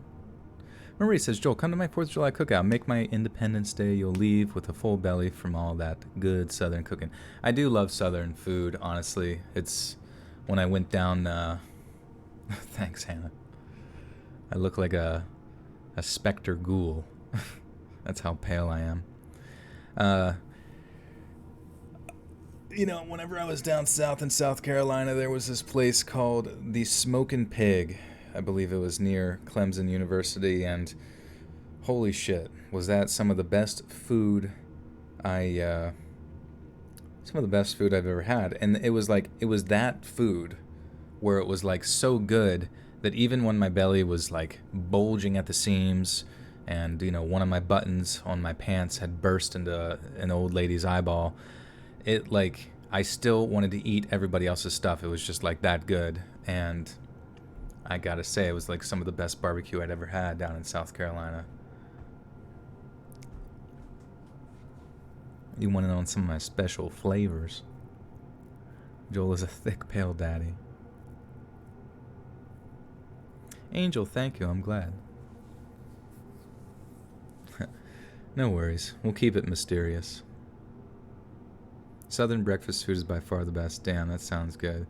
Yeah, it's just like, I don't know. I just feel like up here in the north, like food, like it's all about being, well, I don't know. Like I feel like down south there's some type of energy, you know what I mean? Where it's just like, taking pride in your food is like, I think one of the best things you can do for your culture, because it just like gets people, I mean, everybody's excited about food. Like up north, obviously there's good food, you know, you're not going to, you know, food is still good, but there was something about being down south where it was just like a certain energy of like, yeah, that southern hospitality in conjunction with shit that just tasted like an orgasm. You know what I mean? It was just amazing. My belly button go from an innie to an outie.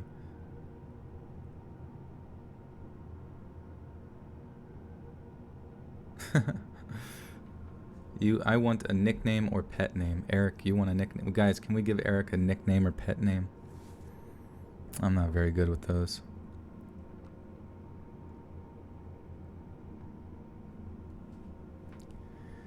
Well, guys, this is the last story. I think it's a pretty long one. Lengthy and girthy. I've lived up north for decades, and now I'm in the south. They put more soul and emotion into cooking down here. I know, I just feel like everything down south, like, obviously up north, like, there's a lot more, like, from what I hear, there's a lot more speed to everything. You know, there's everything's like, if you want something done, it's going to get done faster, you know? But, like, there's something about down south that I noticed, like, people seem to take time to enjoy life a lot more. They seem to be a lot more appreciative of one another and their communities. I'm not 100% sure. I'm sure it's different for wherever you go. I'm sure you get, obviously, everywhere you go you're gonna get assholes and stuff like that. But I don't know. There was something about down there, like just like the comfort that people had to just like walk up to you and say some random shit. You know what I mean? Like to make conversation without needing anything from you, without caring. They're just like straight up, you know, vibing. That to me is something I really admired. Maybe it was just South Carolina. I don't know. But it was nice. It was quite nice. Tuckening at max efficiency. You may not sleep, but you're gonna slurk. Spoopy, Pennsylvania. Yes, welcome, welcome. Transylvania.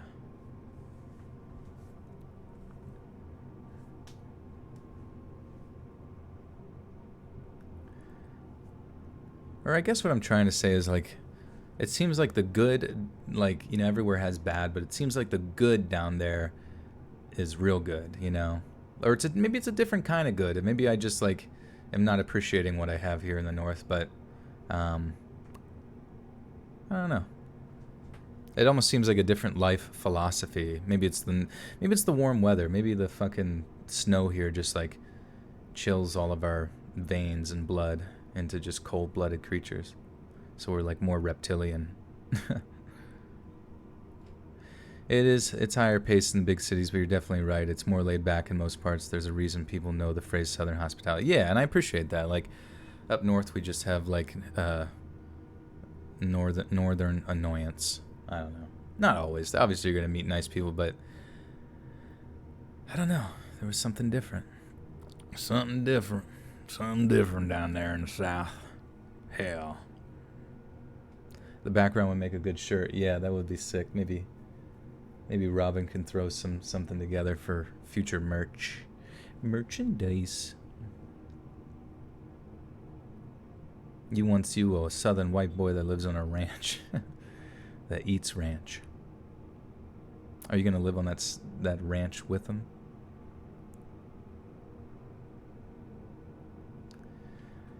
In 2017, just 3 days after Christmas, a group of young American men are playing a new game of Call of Duty. Fuck, I fucked that up, sorry. In 2017, just 3 days after Christmas, a group of young American men are playing a new Call of Duty game set during World War II. The young men were using a website known as UMG, or Unorganized Management Gaming, in order to organize matches in which they were... Why am I fucking this up? In order to organize matches in which there were bets placed. Obviously, whenever money is on the line, even if it is relatively small amounts, intensity and competitiveness go into overdrive, and this is no different when it comes to video games. Two of these gamers, named Casey Viner and Shane Gaskell, were playing together on the same team when an incident of friendly fire occurred. Due to confusion, frustration, or both, one of the players ended up accidentally eliminating their own teammate for the proceedings. This meant that each man would each lose $1.50 that had been placed as a wager. In a distinctly unsportsmanlike follow-up, the two players took to Twitter and began to argue amongst themselves, each blaming the other for the lost match. This is about the time that Casey Viner threatened to swat Shane Gaskell. Swatting is a criminal harassment tactic of deceiving an emergency service into sending a police and emergency service response team to another person's address. This is triggered by false reporting of a serious law enforcement of emergency. Dude, swatting is like literally the worst fucking thing you could ever do. Like devilishly bad. This is triggered by false reporting of a serious law enforcement emergency, such as a bomb threat or murder or hostage situation, or a false report of a mental health emergency, such as reporting the person is allegedly trying to end their own life or someone else and may or may not be harmed. The term derives from the law enforcement unit SWAT, Special Weapons and Tactics, a specialized type of police unit in many countries carrying military-style equipment such as door-breaching weapons, submachine guns, automatic rifles, and sniper rifles. A threat may result in the evacuation of schools and businesses, or sometimes even graver consequences. Like many of you, Shane Gaskell was very familiar with the concept of swatting as a phenomenon with an almost decade-long history. He was never about to give away his actual address, but he also didn't quite believe that Casey Viner had it in him to commit such a destructive, irresponsible act. So he simply called his bluff. Gaskell gave Viner an address in Wichita, Kansas that had an element of truth to it, since it was a residence Gaskell and family had previously called home.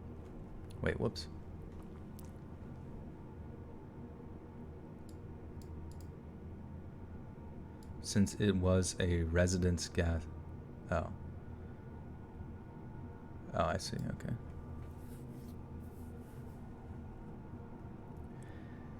Since it was a resident Gaskell and...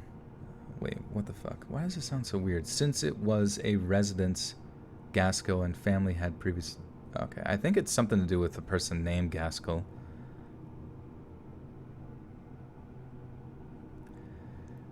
Since it was the residence that a Gaskell family member had previously called home. 1033 West McCormick Street. As it turns out, Gaskell was right. Viner did not have the mental faculties... Viner did not have the mental faculties to swat his one-time teammate, but he knew someone would. Tyler Raj Barris was 25 years old and technically homeless at the time of the incident.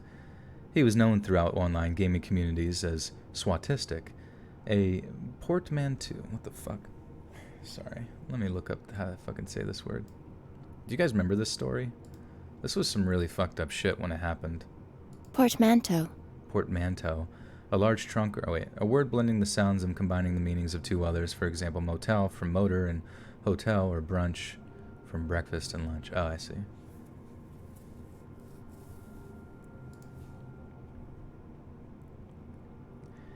He was known throughout online gaming communities as Swatistic, a portmanteau of the acronym SWAT and the word autistic. But Barris was also known to law enforcement for quite another reason, as he had once served 16 months in the LA County Jail for making false bomb threats against local TV stations, elementary schools, and middle schools.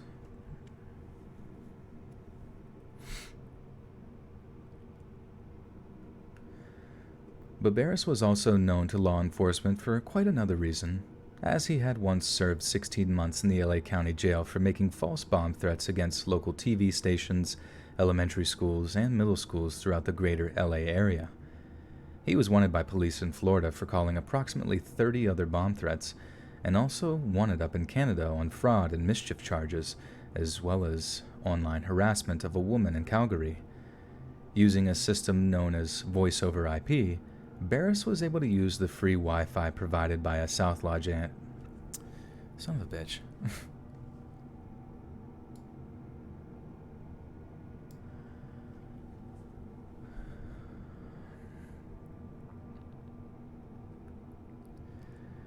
Barris was able to use the free Wi-Fi provided by a South Los Angeles library to call the Wichita Police Department. Wait, fuck. I fucked that up, Sid.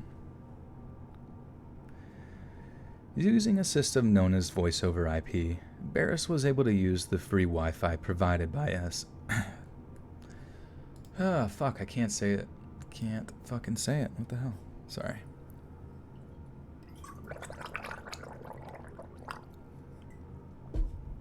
Blarbly, sklarbly, larbly. I know. I don't know. This guy's fucking nuts, man. And it's scary because I kind of know how this ends, and it's fucking sad. It's sad based on the fact that he was able to get away with it and he like outed himself later on, but it's also sad as fuck that it like escalated to that degree based on just essentially what someone would consider protocol. You know what I mean? It's fucking nuts, dude. Using a system known as Voice over IP, Barris was able to use the free Wi-Fi provided by a South Los Angeles library to call the Wichita Police Department. This is a crucial piece of information in what unfolded, given that the Voice over IP technique used by Barris meant that the call would be transferred from southern LA to Wichita City Hall, meaning that, from the perspective of the dispatcher in question, the call appeared to be coming from the city of Wichita itself. There was absolutely no reason to suspect the call's authenticity, as there may have been if it... What? Oh, God. As there may have been if it was evident that the call... Okay. As there may have been if it was evident that the call came from California.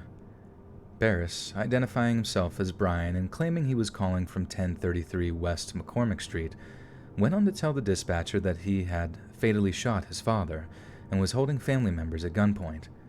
He asked if police were coming to the house, saying he had already... What the fuck?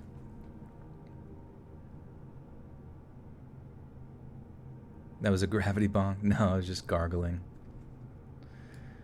I don't smoke. I mean, I have smoked, but I don't, Fuck, I lost my place. This is a long fucking story. Okay, Finch, blah, blah, blah. Where the fuck was I?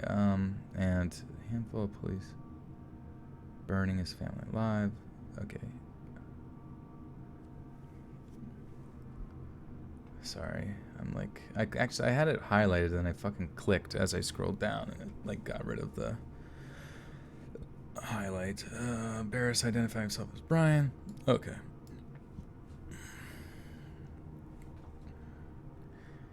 Barris, identifying himself as Brian and claiming he was calling from 1033 West McCormick Street, went on to tell the dispatcher that he had fatally shot his father and was holding family members at gunpoint.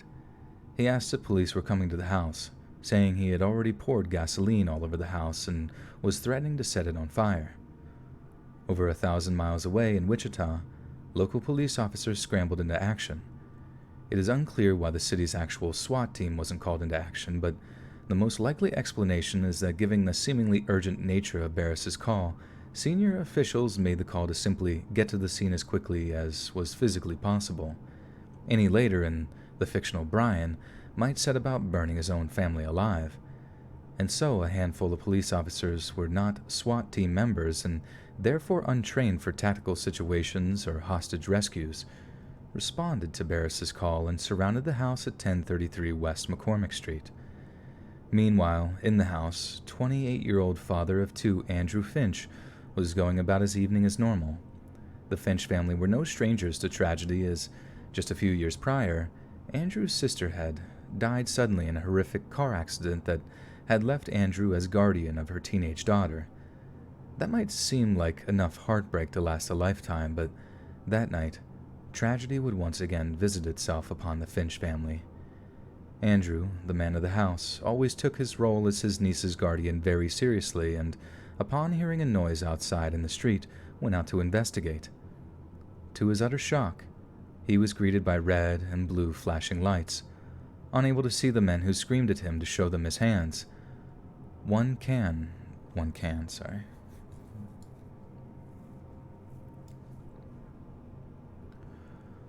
One can only imagine the terror and confusion experienced by Andrew Finch that night, the contradictive emotions of knowing those heavily armed cops were screaming at him, yet knowing full well that he hadn't done anything remotely illegal.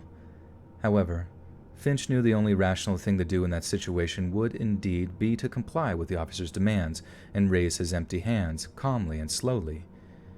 Yet for some unknown reason, Finch didn't throw his arms up all the way. Oh, Jesus Christ. Yet for some unknown reason, Finch didn't throw his arms up all the way. God damn it. Yet for some unknown reason, Finch didn't throw his arms up all the way. It's likely that he was turning to tell the other members of his family to stay indoors, since it was already an obviously tense and dangerous situation. But this would prove a fatal mistake, as police officers later stated that his movement appeared to mimic that of retrieving a firearm from a hip holster. A single shot was fired from a police-issue AR-15 assault rifle, one which pierced Andrew Finch's heart and right lung. He collapsed right there on the porch, a steady flow of blood pumping from the hole in his chest. Finch's traumatized family members were forced to step over his bleeding body as the police ordered them out of the house.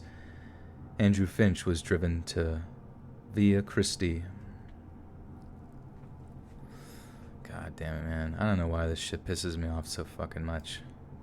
Just like makes me sick. It's just weird to think a series of just like events could lead to essentially triggering what was essentially supposed to be like protecting people and turn to just like the world's biggest miscommunication.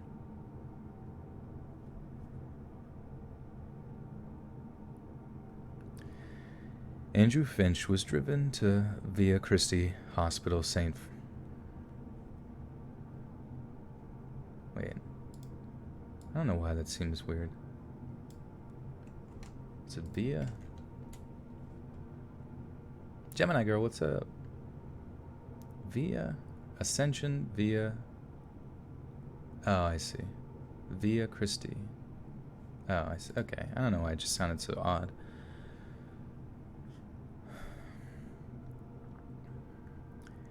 Andrew Finch was driven to Via Christi Hospital St. Francis, but was pronounced dead on arrival. To the attending officers, they had done their job almost perfectly, defusing a dangerous hostage situation in mere seconds and rescuing all vulnerable parties. But that could not have been further from the truth. As police questioned Finch's family members down at the station, the truth began to come out. In the aftermath of the shooting, outraged Wichita residents used the opportunity of a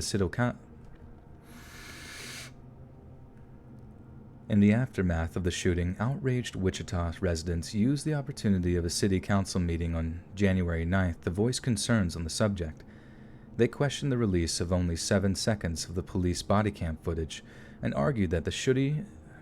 Jesus Christ, why am I fucking up so bad? I've like lost all brain power. Yeah, man, I mean, when you're in positions of power, it's like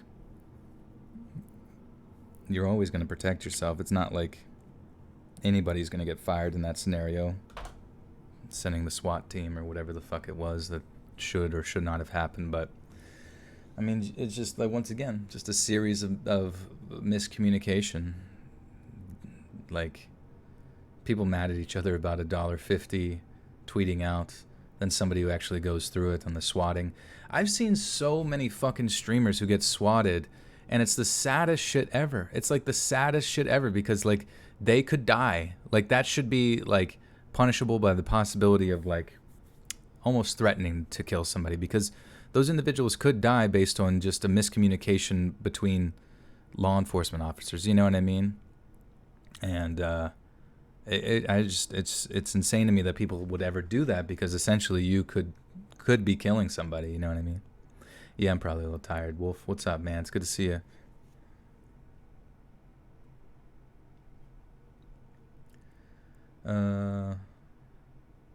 Let's see. Where the hell was I? As police questioned Finch's family members down at the station, the truth began to come out. In the aftermath of the shooting, outraged Wichita residents used the opportunity of a city council meeting on January 9th to voice concerns on the subject. They questioned the release of only 7 seconds of the police body cam footage and argued that the city should assume full responsibility to avoid a lengthy struggle by the Finch family for justice. The council did not comment directly, but indicated a willingness to consider training procedures at a later time. Nearly a week later, Andrew Finch's mother, Lisa, wrote to the Wichita mayor and police chief stating that she did not know where her son's body was being kept and that she wanted to give him a proper funeral service and burial. "Please let me see my son's lifeless body," she wrote in a letter dated January 3rd. In the same letter, Mrs. Finch asked why the police officer who killed her son had not, at the time, been identified, while the family was handcuffed in the immediate aftermath, and when police will return their belongings, including 2 cell phones and a computer seized from the house. The family attorney, Andrew M. Stroth, has also called for the city, police department, and officer involved in the shooting to be held liable for the unjustified shooting of Andrew Finch. On December 29th, just a day after the Wichita swatting incident, Tyler Raj Barris was arrested in Los Angeles on a fugitive warrant stemming from a 2015 charge of making false bomb threats to KABC, a local TV station. He was then charged with false alarm, which happens to be a federal offense. In the investigation that followed, it was discovered that Barris was responsible for potentially hundreds of swatting incidents all over the country. It wasn't long before investigators discovered a connection between him and the Wichita swatting incident. Communication channels were opened between the California and Kansas state governments, and on January 12, 2018, Barris was extradited to Kansas, where he was charged with involuntary manslaughter and was held in Sedgwick County Jail. As the extent of Barris's criminal activity was being unearthed, investigators turned their attention to the police officer who fired the fatal shot, Justin Rapp, a 7-year-old on the police force. Eric, that's very kind of you, man. Thanks. We love you too. You love 80s music? 80s music is nice. It's very uplifting compared to 90s music. I feel like everything got depressing. And like, think about it, like 90s music. In the 80s, we had, that really like high upbeat stuff. I feel like a lot of like hip hop music hadn't like, it was relatively positive in its like messages. And then the 90s came and you have all of like the, I don't know, Counting Crows, like Pearl Jam, like depressing like 90s grunge music, which isn't bad. Like, I'm not saying it's bad or anything like that, as well as like the introduction of stuff like NWA and various other gangster rap, which once again I do like listening to that music, but when you think about its like core energy compared to like the 80s energy, I feel like 80s energy was like positive energy, I do like 90s music, don't get me wrong, I love it, and there's obviously, but it seemed as if though negativity like found its way into the mainstream in a different sort of fashion. I wasn't, my birthday's in 1990 or whatever, but I just noticed a different fashion of like sort of messages being promoted. I feel like was a little bit different.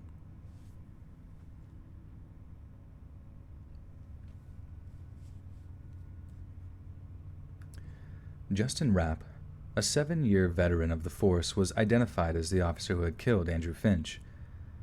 Attending court in May of 2018, Officer Rapp testified that he had been given absolutely no information when he arrived at the scene, including when Finch was given his first verbal command when the 911 call ended, or whether officers at the scene were aware the caller was still on the phone with 911.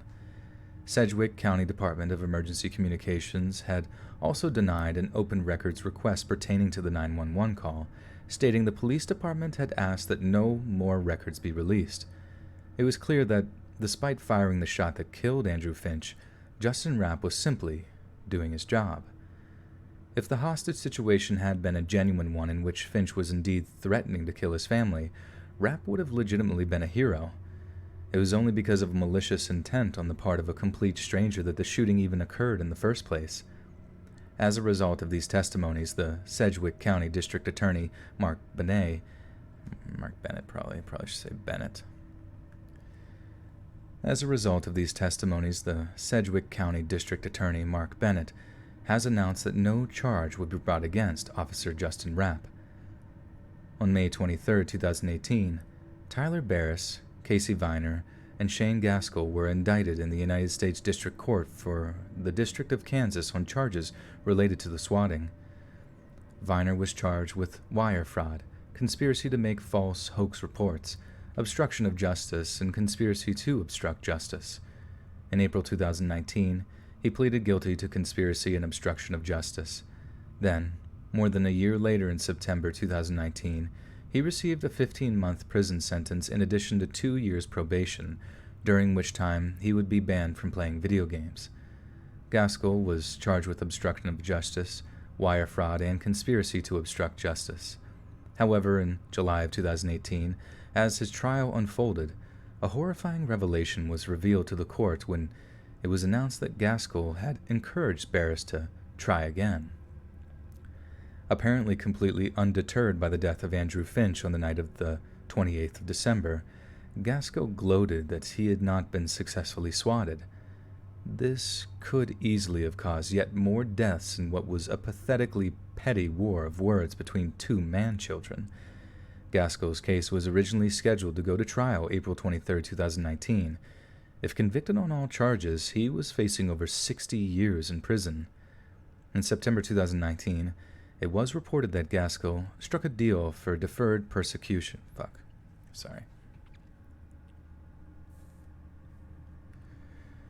In September 2019, it was reported that Gaskell struck a deal for deferred prosecution that could allow the charges against him to be dropped. For the previous two defendants, the charges only really reflected their involvement in the Wichita swatting incident, but for Barris, the arrest led to his entire criminal past coming back to haunt him. He was charged with false information and hoaxes, cyberstalking resulting in death, making threats of death or damage to property by fire, interstate threats, conspiracy to make false reports, and wire fraud. However, on October 26, 2018, a whopping 46 additional charges against Barris were added, which included financial fraud and fake threats of bombs and shootings made to police and schools. Some of these charges involved unindicted co-conspirators.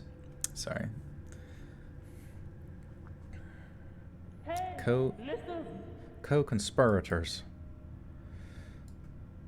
Kiana Davis with the 10 buckaroo says thanks. You're welcome, Kiana. Thank you. Thank you. For the tenor. For the tenor. I appreciate that. Yeah. I don't know. Just so much terrible stuff happening in this story. Just, can you imagine? Like, nothing to do with anything in your world, I'm 30. This guy was 2 years younger than me. 2 kids, family, living his life. No idea why the fuck they're cops outside. And then he just, does the wrong hand motions and fucking dead. Dead. One shot, dead. Just nuts, man. Just crazy. It is a sad one to end on. Probably end it in the video, I feel like. Yeah. More beard scratchies. It's funny when you guys hear, because I don't expect you to hear. Kiana, you're from Hawaii. That's cool. What part of Hawaii? You don't have to say that if you don't want to give your... Obviously, nobody has to say where they're from exactly. I don't want anybody to feel uncomfortable, but just curious, because Hawaii is... I was in Oahu a few years ago. Loved the hiking. Loved the beaches. It was a good time. However, on October 26, 2018, a whopping 46 additional charges against Barris were added, which included financial fraud and fake threats of bombs and shootings made to police and schools. Some of these charges included unindicted co-conspirators residing in Illinois, Florida, Michigan, and Missouri. Just 2 weeks later, on November 3rd, he pled guilty to 51 federal charges. Under the terms of his plea agreement, Barris has also been required to formally apologize to Finch's family and pay $10,100 in fines and restitution, and has agreed to 5 years of supervised release. On March 29, 2019, Barris was sentenced to 20 years in prison. The sentence includes 150 months imprisonment for the Kansas case and 90 months imprisonment for the federal charges in California to be served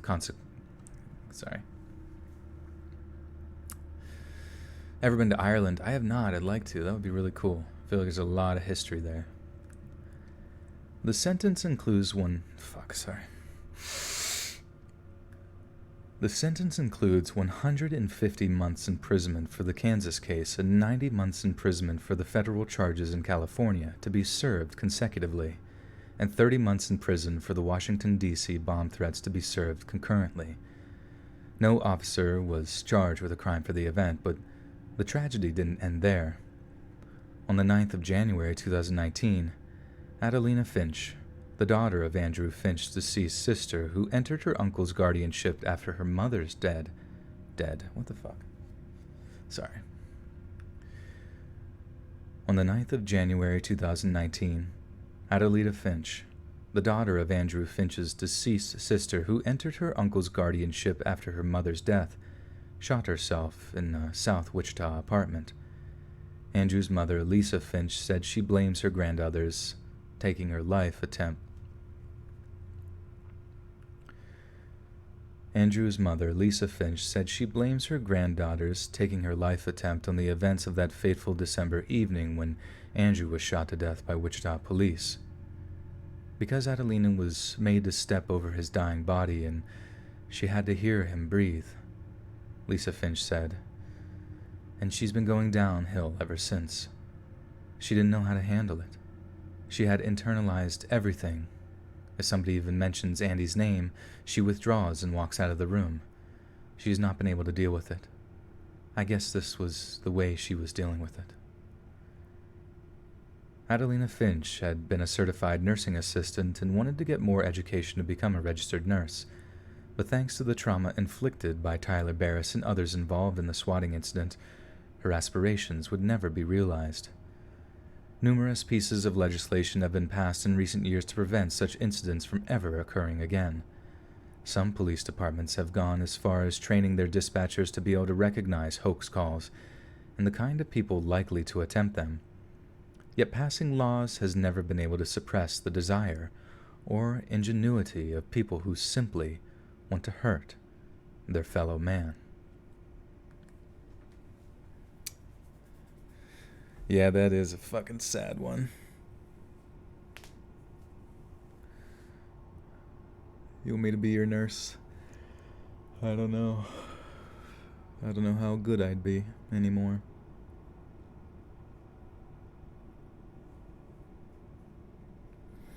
Well, guys, sad one to end on there. I apologize about that. And I'm sorry if it stirred up any unfortunate conversations. I'm sure you are more than welcome to continue them in the Let's Read Discord, or positive conversations if you're having them. I'm not really reading the chat right now. But I am going to read our outro here. If you guys want to think of something cheeky or funny to include at the end. Wasn't it something about Baby Shark? I don't know if I want to include a Baby Shark reference at the end. I think I've actually done it before, to be honest. Yeah, swatters, shit, man, that's fucked up. I mean, I guess there were some pretty strong laws they had there, just sort of like, I don't know. It's weird. It's like you're literally using an emergency service as like a weapon against other people, you know? It's fucking scary to think about. It's, yeah, I mean, it's pretty much the same. Like, it's pretty much the same as, I don't know, causing chaos in a movie theater when people, you know, the whole thing like yelling fire in a movie theater type thing.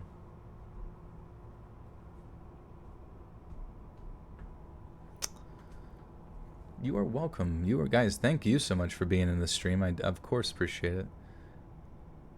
The outro is Barbie is the best. What do you guys think?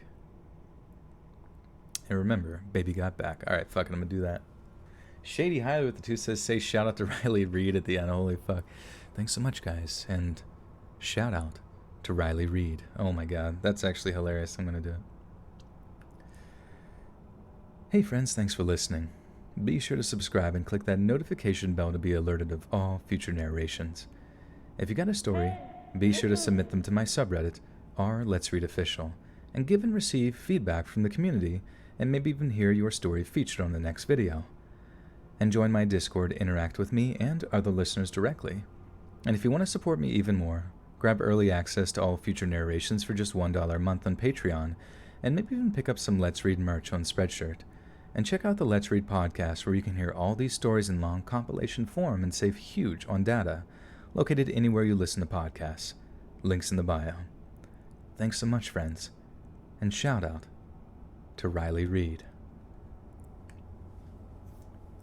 Now, it's your guys' job to make sure that Riley Reid hears this video tomorrow. We need to get her attention. We need to let her know that she is cared about and loved and admired by a very, very positive, amazing community. And she is welcome to sleep over whenever she wants. Not a big deal. We're just going to play video games. You're about to get a Let's Read hoodie, lol. But hugs and kisses to you and Pradeep as always. Much. Yeah, if you get people have been sending me their merch pictures. Our good buddy Jensen actually just took a merch picture. Barbie, you'll have to look that up. But yeah, if you guys ever buy, basically it's just shop.spreadshirt.com/let's read, and it's just basically just do the merch through there, because I know there's not like a huge demand, but like a which Riley Reid? Is there really multiple? That would definitely cause some confusion. You hope she doesn't call me step bro. Yeah. What if we were actually like? That would be the most awkward thing if Riley Reid was like your, like actual sibling. You're like, oh my god. Oh my god, it's my. You're like trying to like just peruse the internet. And you're like, holy shit, it's my sister again. God damn it. But guys, thank you so much. Yeah, this audio will be up first, ready to rock and roll on Patreon. It's just $1 a month if you guys want to support over there. Love to get that to you. He sent a message to Riley. Thank you, Tyler. Thank you. Hopefully everybody here has her like personal phone number. Hit her up. JK. But yeah, that'll be up there first. I'll be in the Discord editing if you guys want to drop by, or maybe in that Discord. I don't know. I never know where I end up after the stream. Could be in Timbuktu. You never know. But thank you again so much for all the amazing support, even just going away for a day. I can tell that I have missed you guys very much, and in a likewise fashion. So much love to you. New video will be out tomorrow. Follow me on Twitter, Let's Read Creepy, and Instagram, Let's Read.official, just to keep up with all the new videos. As I said, Monday, Wednesday, Friday, 7 p.m. Eastern Standard Time. Oh yeah, message on Snapchat. That's fine. Whatever you guys want to do, it's fine. Riley Reid's like, who the fuck is Let's Read? All of his fans are blowing me up. But yes, much love to you guys, and thank you so much for the positivity. I will see you at another time. At another time. At another time. Oh, so soon.